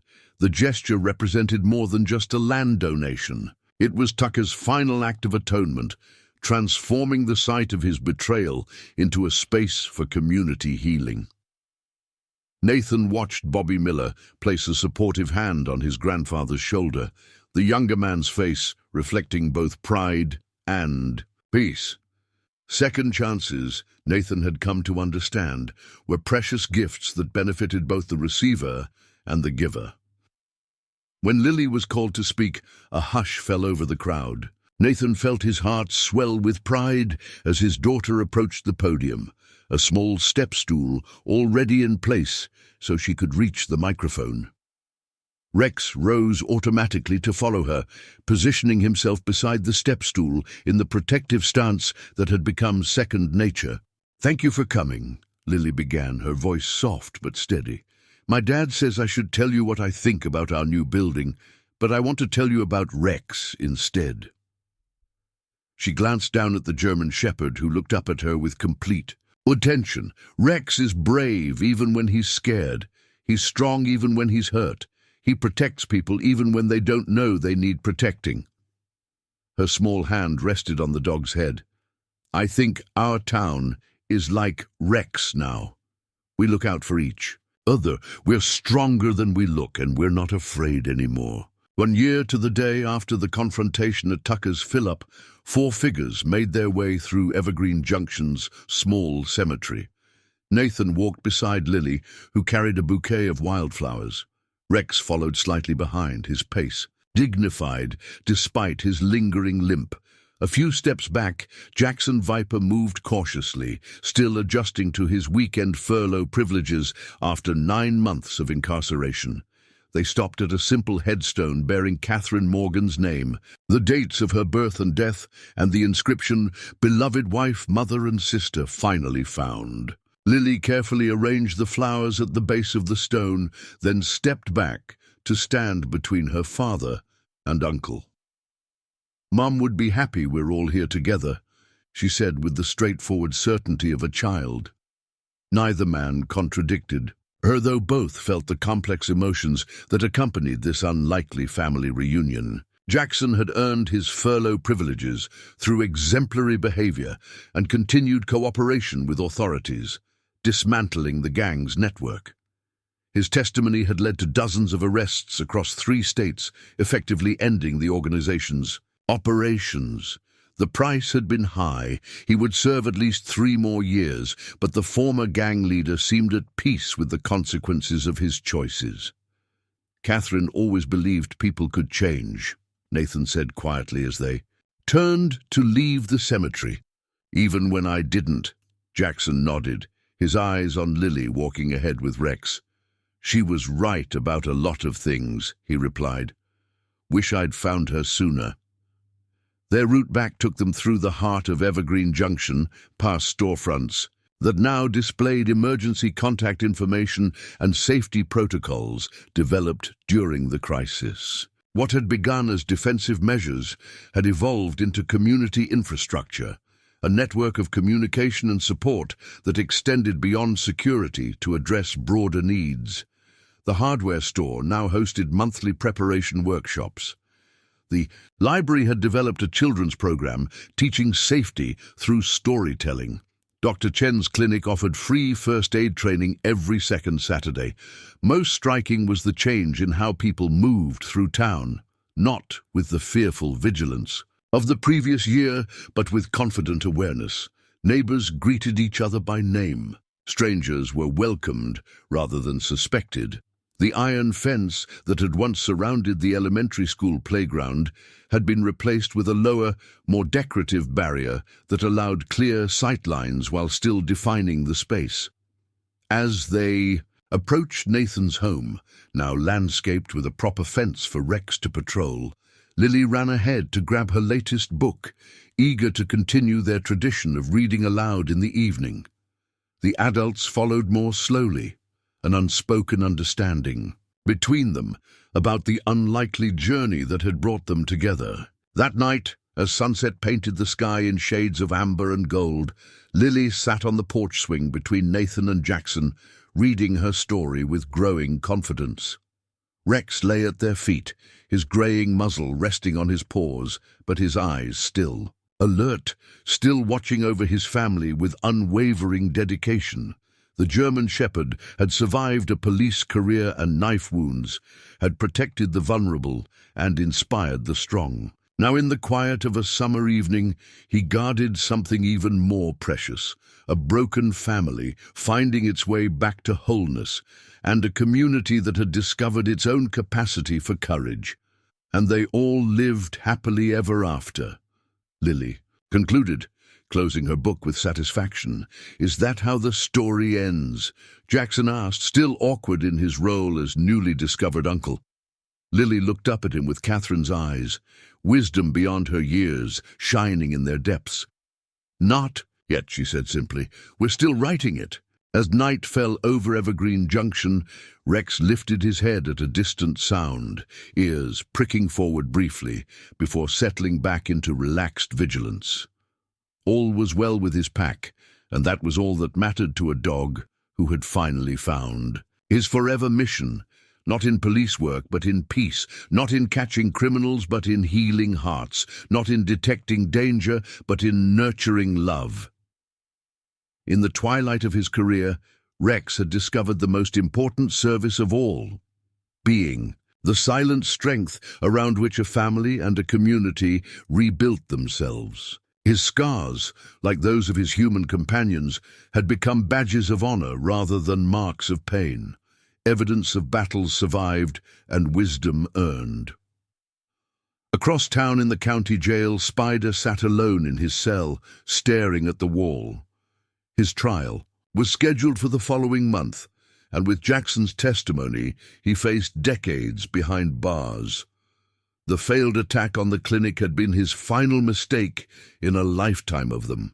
What kept him awake at night wasn't the prospect of imprisonment, but the memory of a wounded dog rising to protect a child, eyes blazing with a loyalty he had never inspired nor experienced. The next morning brought an unexpected visitor to Nathan's door, Helen Simmons, bearing a casserole dish and an expression that mingled embarrassment with determination. "For your family," she said, thrusting the dish toward Nathan, "and an apology. I was wrong about you, about all of this." Nathan accepted both the offering and the apology with grace, recognizing the courage it took for the proud woman to admit her mistake. "Would you like to come in for coffee?" he invited, surprising himself with the sincere offer. Helen hesitated only briefly before nodding. Inside, she watched with visible emotion as Rex greeted Lily returning from the backyard, the German Shepherd checking her over as he did each morning before allowing himself to be hugged and fussed over. "I never understood before," Helen admitted quietly to Nathan as they stood in the kitchen. "I thought you were bringing danger to our town, but you were really teaching us how to face what was already here." That afternoon, Nathan received a call from a veteran in a neighboring county who had heard about the PTSD program. The man's voice was tight with controlled desperation as he explained that he hadn't slept properly since returning from his third tour. that medications weren't helping, that he was losing his family because of his nightmares and rages. "I heard about your dog," the veteran said finally, "about how he helps you. Do you really think something like that could work for someone like me?" Nathan thought of Rex, napping in the sun beside Lily as she did her homework. The German shepherd who had once tracked down armed suspects now patiently listened to an 8-year-old's reading practice, his presence a living anchor that kept both father and daughter tethered to hope. "I don't just think it could work," Nathan replied. "I know it can. Why don't you come by the center next week? Rex and I will be there." Later, walking Rex through town on their evening patrol, now more tradition than necessity, Nathan reflected on how a single moment at a gas station had altered the trajectory of so many lives. If Rex hadn't sensed the threat in Viper's approach, if Lily hadn't dropped her clues during her captivity, if Tucker hadn't found the courage to help despite his betrayal, any change in the sequence might have led to a very different outcome. They passed Tucker's fill-up, now closed and awaiting transformation into the community park. The old man was there working with Bobby and 2 other volunteers to remove the underground fuel tanks, the first step in reclaiming the land. Tucker waved, his face lighter than Nathan had ever seen it. The weight of secrets finally lifted. "From his shoulders, Dad?" Lily asked as they continued their walk. "Do you think people are mostly good or mostly bad?" Nathan considered the question, understanding its origin in all they had experienced. "I used to think it was simple. Good guys and bad guys, black and white," he admitted. "But now I think people are mostly unfinished. We're all works, in progress, trying to be better than we were yesterday." Lily absorbed this, her small face thoughtful. "Like a story that's still being written?" "Exactly like that," Nathan agreed. "And sometimes a single chapter can change everything that follows."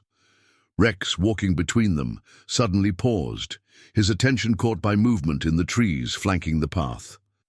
Nathan tensed instinctively, old habits surfacing, but the German shepherd's posture remained relaxed. A moment later, a young deer emerged cautiously from the foliage, regarding them with dark, liquid eyes before bounding away. "He didn't even bark," Lily marveled, patting Rex's side. "He knows what's a threat and what isn't," Nathan explained. "That's what makes him special, not just his training, but his judgment." When they returned home, they found Jackson sitting on the front porch steps, his guard waiting patiently in the patrol car. His weekend furlough wasn't officially over until tomorrow, but he'd insisted on this visit to his sister's home while the deputy ran errands in town. "Found these in storage at the jail," he said, holding out a shoebox. "Photos they took from my place during the arrest. Thought you might want them." Inside was a collection of faded pictures. Catherine as a teenager with her arm around a younger Jackson, Catherine at her high school graduation, Catherine in her early 20s. Nathan had few photos of his wife's childhood, the foster care system having scattered such mementos to the wind.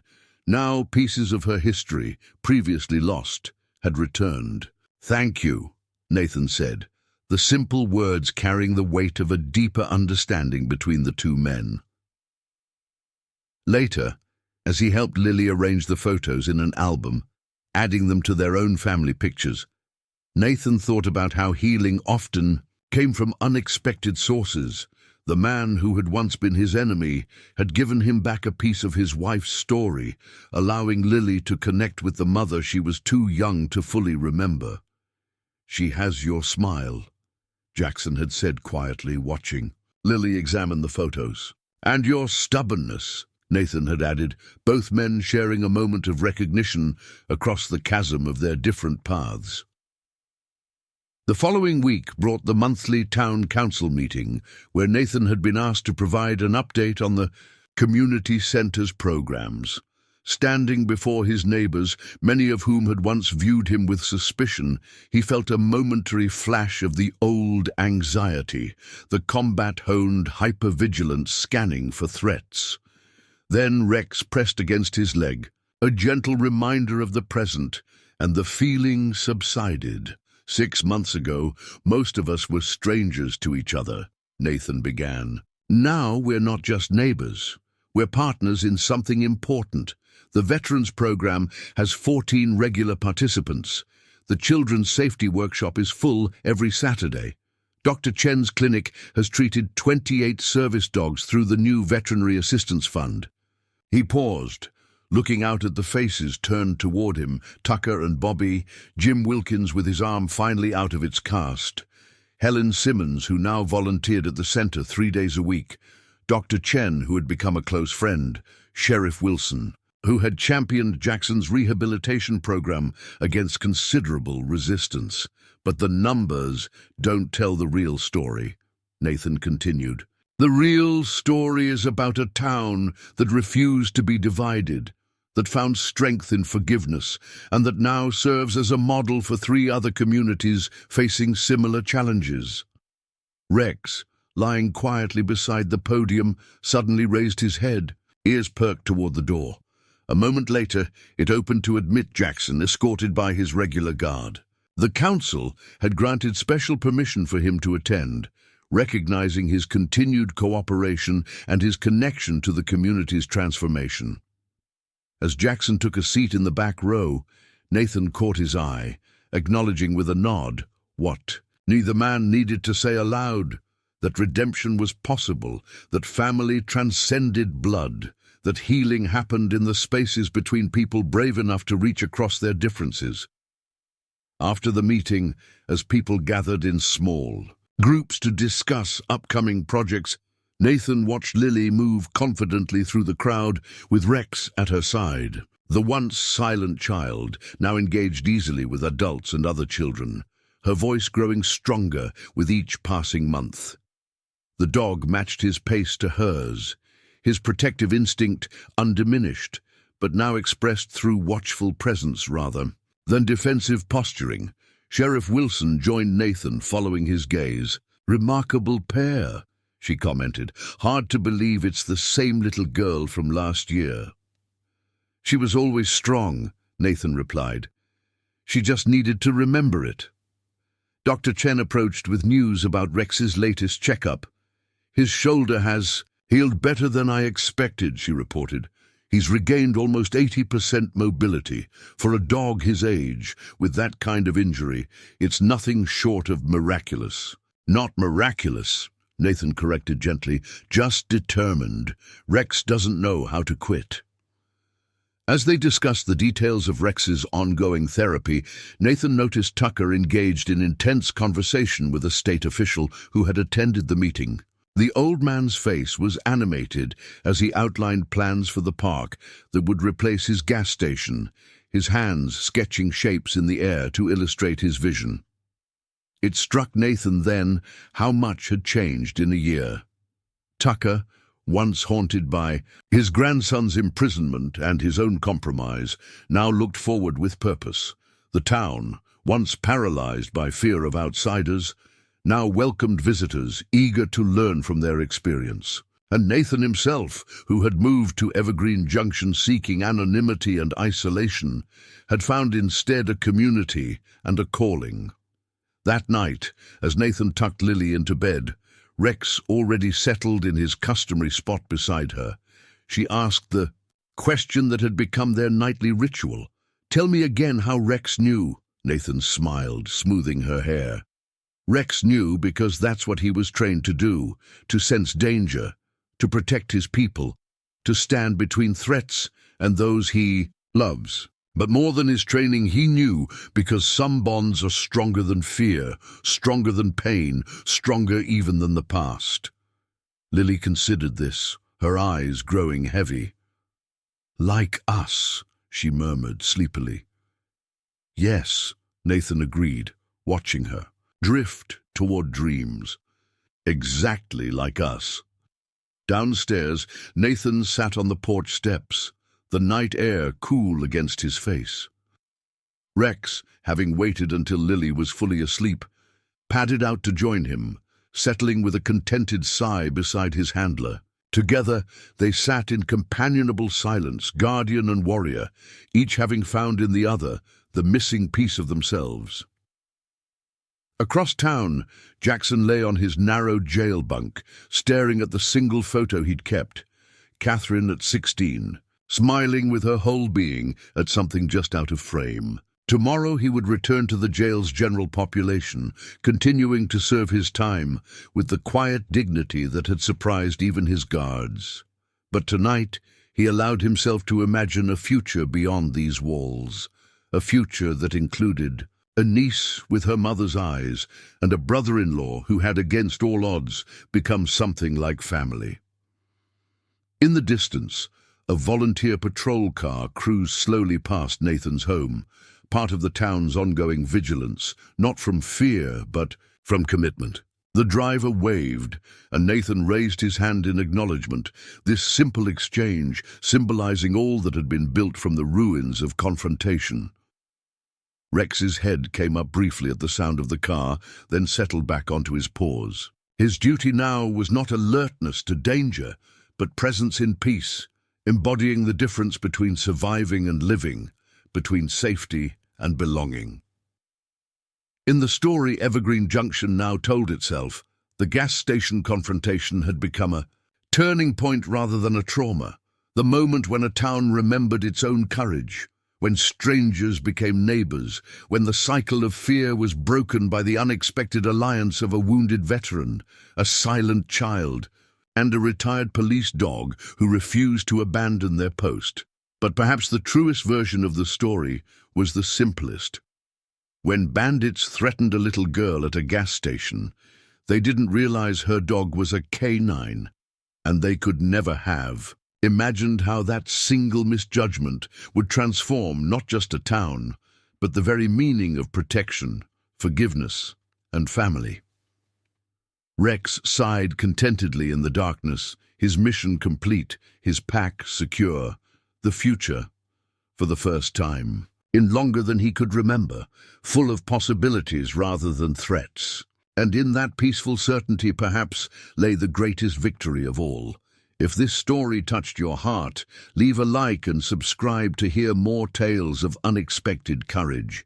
Share in the comments what Rex's story means to you and tell us where you're watching from. Remember that sometimes our greatest protectors come in unexpected forms, and that true strength isn't measured by power or force, but by the willingness to stand guard over what matters most, even when the odds seem impossible.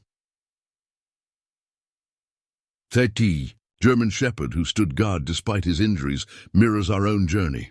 We may bear scars, we may move a little slower, but our capacity to protect what we love never diminishes. This tale speaks to the wisdom that comes with experience. True security isn't found in locked doors but in open hearts, and communities that stand together cannot be broken. The autumn leaves painted Evergreen Junction in vibrant shades of crimson and gold, mirroring the transformation happening within the town itself. 3 months had passed since the community center's grand opening, and what had begun as a tentative experiment was now thriving. Each day brought new visitors, veterans seeking support, families interested in the canine therapy program, and representatives from neighboring communities hoping to replicate Evergreen Junction's success. Nathan stood at the entrance, watching as the evening's PTSD support group dispersed. These Tuesday meetings had grown from 4 participants to 15, each person bringing their own story of combat and its aftermath. Tonight had been particularly powerful, with a Marine from the next county sharing his first uninterrupted night's sleep after working with a service dog trained in Rex's program. Quite something, isn't it? Dr. Chen joined him, clipboard in hand. Remember when we wondered if anyone would even come? Nathan nodded, his gaze following Rex as the German Shepherd made his rounds, checking on each departing veteran with the deliberate attention that had become his trademark.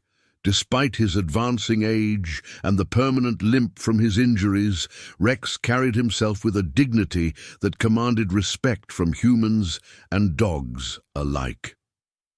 The governor's office called again. Dr. Chen continued. They want to feature the program in their Veterans Affairs newsletter, and that documentary filmmaker is still hoping for an interview next month. The attention made Nathan uncomfortable, but he understood its importance. What had happened in Evergreen Junction wasn't just about one town's victory over intimidation. It was a template for healing that addressed both visible and invisible wounds. "They're not coming for me," he reminded himself aloud. "They're coming for this." He gestured toward the community that had gathered around Rex's legacy, the canine training program that paired retired service dogs with veterans, the weekend workshops that taught children to understand animal behavior, the outreach that brought senior citizens together with shelter pets for mutual companionship. As the last cars pulled away, Sheriff Wilson arrived with Jackson, who was now permitted weekly supervised visits to assist with the center's mechanical workshop. The former gang leader had discovered an unexpected talent for teaching, particularly when it came to troubled teenagers who responded to his straightforward approach and lack of judgment. Bobby Miller's got 3 kids signed up for the small engine repair class, Jackson reported as they walked toward the center's workshop. "Says they're the ones who've been vandalizing mailboxes out on County Road." Nathan appreciated Jackson's insight. Better to have them taking engines apart here than property out there. "That's the idea," Jackson agreed. "Kids need something to tear down and rebuild. Might as well be carburetors instead of communities." The philosophy behind the center had evolved from Nathan's military experience, the understanding that people needed purpose, structure, and connection to thrive. Whether it was veterans struggling with civilian life or teenagers testing boundaries, the fundamental needs remained the same. Later that evening, as Nathan and Lily walked home with Rex between them, they stopped at the former site of Tucker's. Villup. The gas station's demolition had been completed the previous week, and now only bare earth remained, awaiting transformation into the promised park. "It looks empty," Lily observed, her voice carrying in the twilight stillness. "Not empty," Nathan corrected gently, "just ready like a blank page." Rex sniffed curiously at the perimeter, perhaps remembering the confrontation that had started everything. Nathan wondered sometimes what memories the dog carried, what connections he made between past and present. Did he recognize how profoundly he had changed this town? Did he understand that his actions had rippled outward, touching lives far beyond his immediate pack? As if sensing these thoughts, Rex returned to them, pressing against Lily's side in the protective gesture that had become as natural as breathing. "Dad," Lily said suddenly, "could we invite Uncle Jack for Thanksgiving? Sheriff Wilson said he might be able to arrange it if we ask early enough." The request caught Nathan off guard. Despite the growing civil relationship between himself and Catherine's brother, he hadn't considered bringing Jackson into their home for a holiday. Yet looking at Lily's hopeful expression, he recognized how important this connection to her mother's family had become. "We can ask," he agreed finally, "but it would be different from our usual quiet dinner." Lily smiled, the expression lighting, her face in a way that reminded Nathan powerfully of Catherine. "Different doesn't mean bad," she said with unexpected wisdom. "Rex taught me that." As they continued home, Nathan reflected on how much his daughter had grown in the year since the confrontation at Tucker's fill-up. The trauma had changed her, yes, but not in the way he had feared. Instead of retreating further into silence, Lily had found her voice, not all at once, not without setbacks, but steadily and with increasing confidence. Perhaps, Nathan thought, watching Rex guide them home through the gathering dusk, that was the most important legacy of all, the understanding that wounds could become doorways, that broken places could let in light, that what seemed like an ending might actually be a beginning in disguise. The first snowfall of December transformed Evergreen Junction into a picture postcard town, with twinkling lights outlining Main Street businesses and evergreen garlands draped across the community center's entrance. Rex, despite his advancing age, retained a puppy's enthusiasm for snow, leading Lily through fresh powder in the backyard, his dark fur dusted with white flakes that made him look distinguished rather than old. Nathan watched from the kitchen, a window, coffee mug warming his hands as he contemplated the upcoming holidays. Thanksgiving had been surprisingly successful, with Jackson's supervised visit adding an unexpected dimension to their small celebration. Seeing Lily interact with her uncle, hearing stories about Catherine's childhood that Nathan himself had never known, had been both painful and precious. Another piece of his wife's life reclaimed from the void of her absence. The ringing phone interrupted his thoughts, Sheriff Wilson's voice unusually tense on the other end. "Nathan, we need to talk. I'm on my way to your place now." 20 minutes later, they sat at Nathan's kitchen table, Rex positioned protectively beside Lily, who had refused to leave the room despite the adult's serious expressions. Bobby Miller. "Got a letter yesterday," the sheriff explained, sliding a photocopy across the table. "Postmarked from a prison in Nevada." Nathan studied the single page of cramped handwriting, his military training immediately recognizing the veiled threats, disguised as friendly inquiry.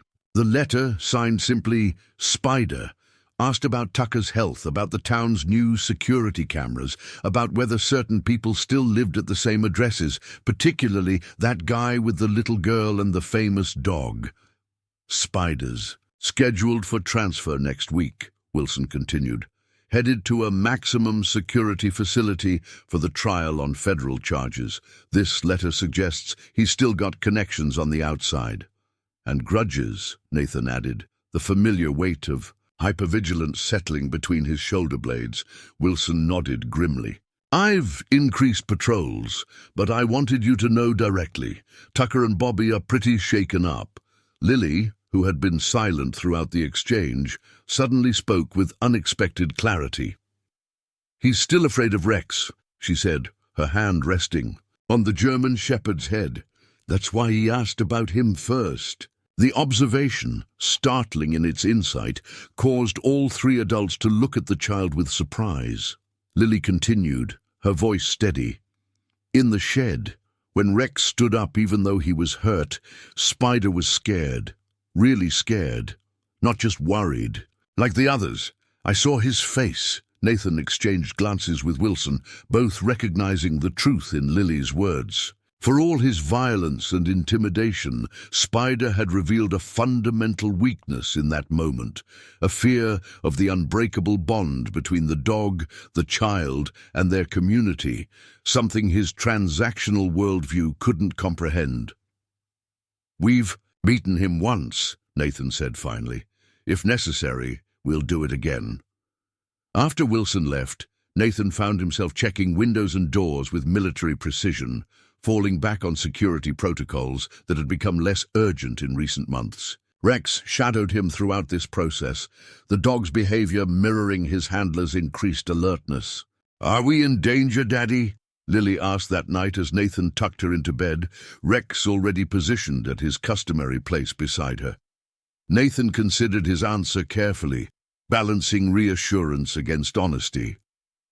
"I don't think so, sweetheart. Sheriff Wilson is being very thorough, and the whole town is watching out for anything unusual." Lily nodded, accepting this. "Rex will know if anyone bad comes," she stated with complete confidence. "He always knows." Nathan smiled despite his concern, recognizing the child's unshakable faith in her protector. "That's right," he agreed. "Rex always knows." Later, unable to sleep, Nathan sat on the porch despite the cold, scanning the quiet street with the heightened awareness that never truly left him.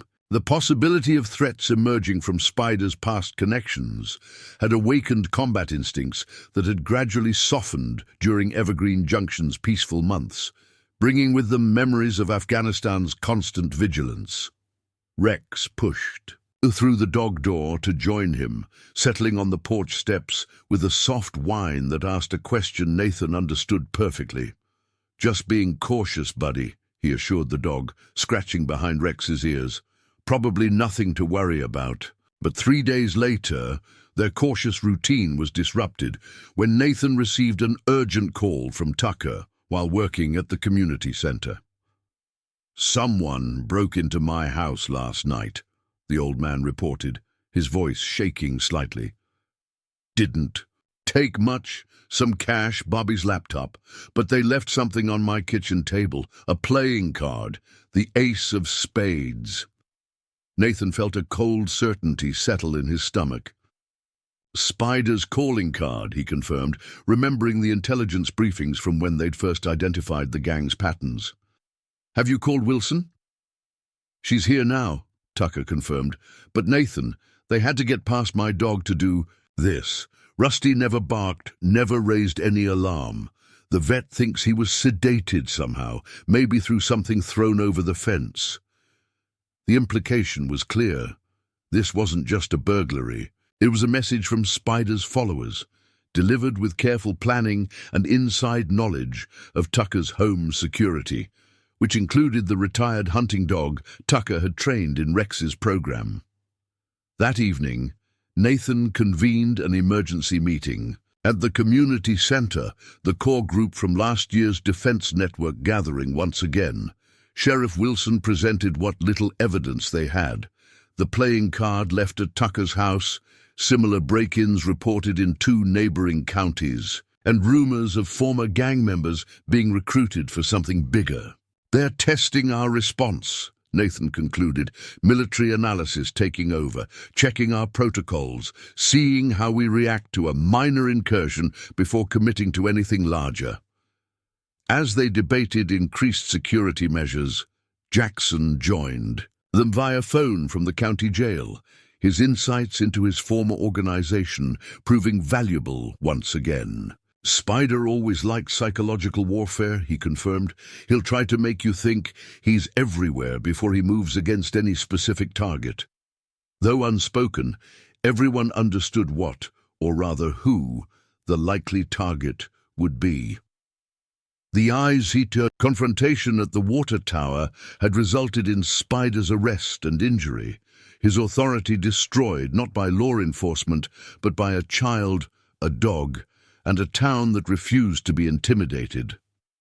As the meeting concluded, Nathan felt the familiar weight of responsibility settling on his shoulders. He had brought his combat experience home with him, transforming Evergreen Junction from a victim into a defender. Now that expertise was needed again, not just to protect his daughter and Rex, but the community that had become his extended family. Walking home through the snow-covered streets, Rex alert beside him, Nathan found himself automatically cataloging potential threats and escape routes, identifying defensive positions and vulnerability points. The peaceful town he had come to love suddenly looked different through the lens of potential danger. Each shadowed doorway a possible ambush site, each parked car potential surveillance. Yet alongside this tactical assessment ran a parallel, awareness that hadn't existed during his military deployment, a recognition of the strength in connection rather than isolation. Unlike in Afghanistan, he wasn't a lone operator responsible only for his unit. Here, he was part of something larger, a community that had proven its resilience and determination. As they approached their home, Rex suddenly froze, hackles rising. As he stared intently down the darkened street, Nathan immediately went on high alert, scanning for whatever had triggered the dog's reaction. A figure stepped out from between parked cars, hands raised to show they were empty. "It's just me," a familiar voice called softly. Bobby Miller moved carefully toward them, respecting Rex's protective stance. "Dad sent me to check on you. We're taking turns patrolling tonight." The simple gesture, neighbors watching out for neighbors without being asked, eased something tight in Nathan's chest. This was not Afghanistan, where danger came from all sides and trust was a luxury. This was Evergreen Junction, where an old gas station owner's grandson would stand guard in the snow because he considered it his duty. "Tell Tucker we're fine," Nathan assured him, "but we appreciate the watch." As Bobby nodded and continued his patrol route, Nathan led Rex up the steps to their home, where Lily waited safely inside with Dr. Chen, who had volunteered to stay with her while Nathan attended the meeting. Whatever danger Spider might be orchestrating from his prison cell, Nathan realized, would face not just a former Special Forces soldier and his K-9 partner, but an entire community that had learned the power of standing together. The knowledge didn't eliminate the threat, but it transformed his approach to it from solitary vigilance to collective strength. That night, as Nathan checked locks and windows, set the security system Wilson had installed last year, and finally, settled in the hallway outside Lily's room with Rex at his side, he found himself remembering Catherine's favorite quote, something she had kept pinned above her desk during their early years together. "Courage is not the absence of fear, but the triumph over it." January brought bitter cold to Evergreen Junction, the temperature plummeting to record lows that kept most residents indoors. Schools closed for a week during the worst of the cold snap, and the community center extended its hours to provide a warm refuge for those with inadequate heating. Despite the increased security measures implemented after Tucker's break-in, no further incidents had occurred, a fact that both relieved and unsettled Nathan. Experience had taught him that silence often preceded action, that patient enemies were the most dangerous kind. Rex, ever attuned to his handler's moods, had increased his own vigilance, checking the house's perimeter with greater frequency and positioning himself to monitor both entrances whenever possible. The German Shepherd's age was showing more prominently now, grey around his muzzle, a pronounced limp in cold weather, longer recovery times after exercise, but his protective instincts remained undiminished.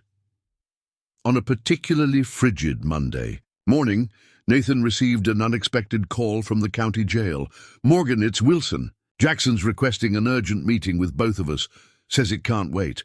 An hour later, Nathan sat across from Catherine's brother in the jail's visitation room, Sheriff Wilson standing nearby.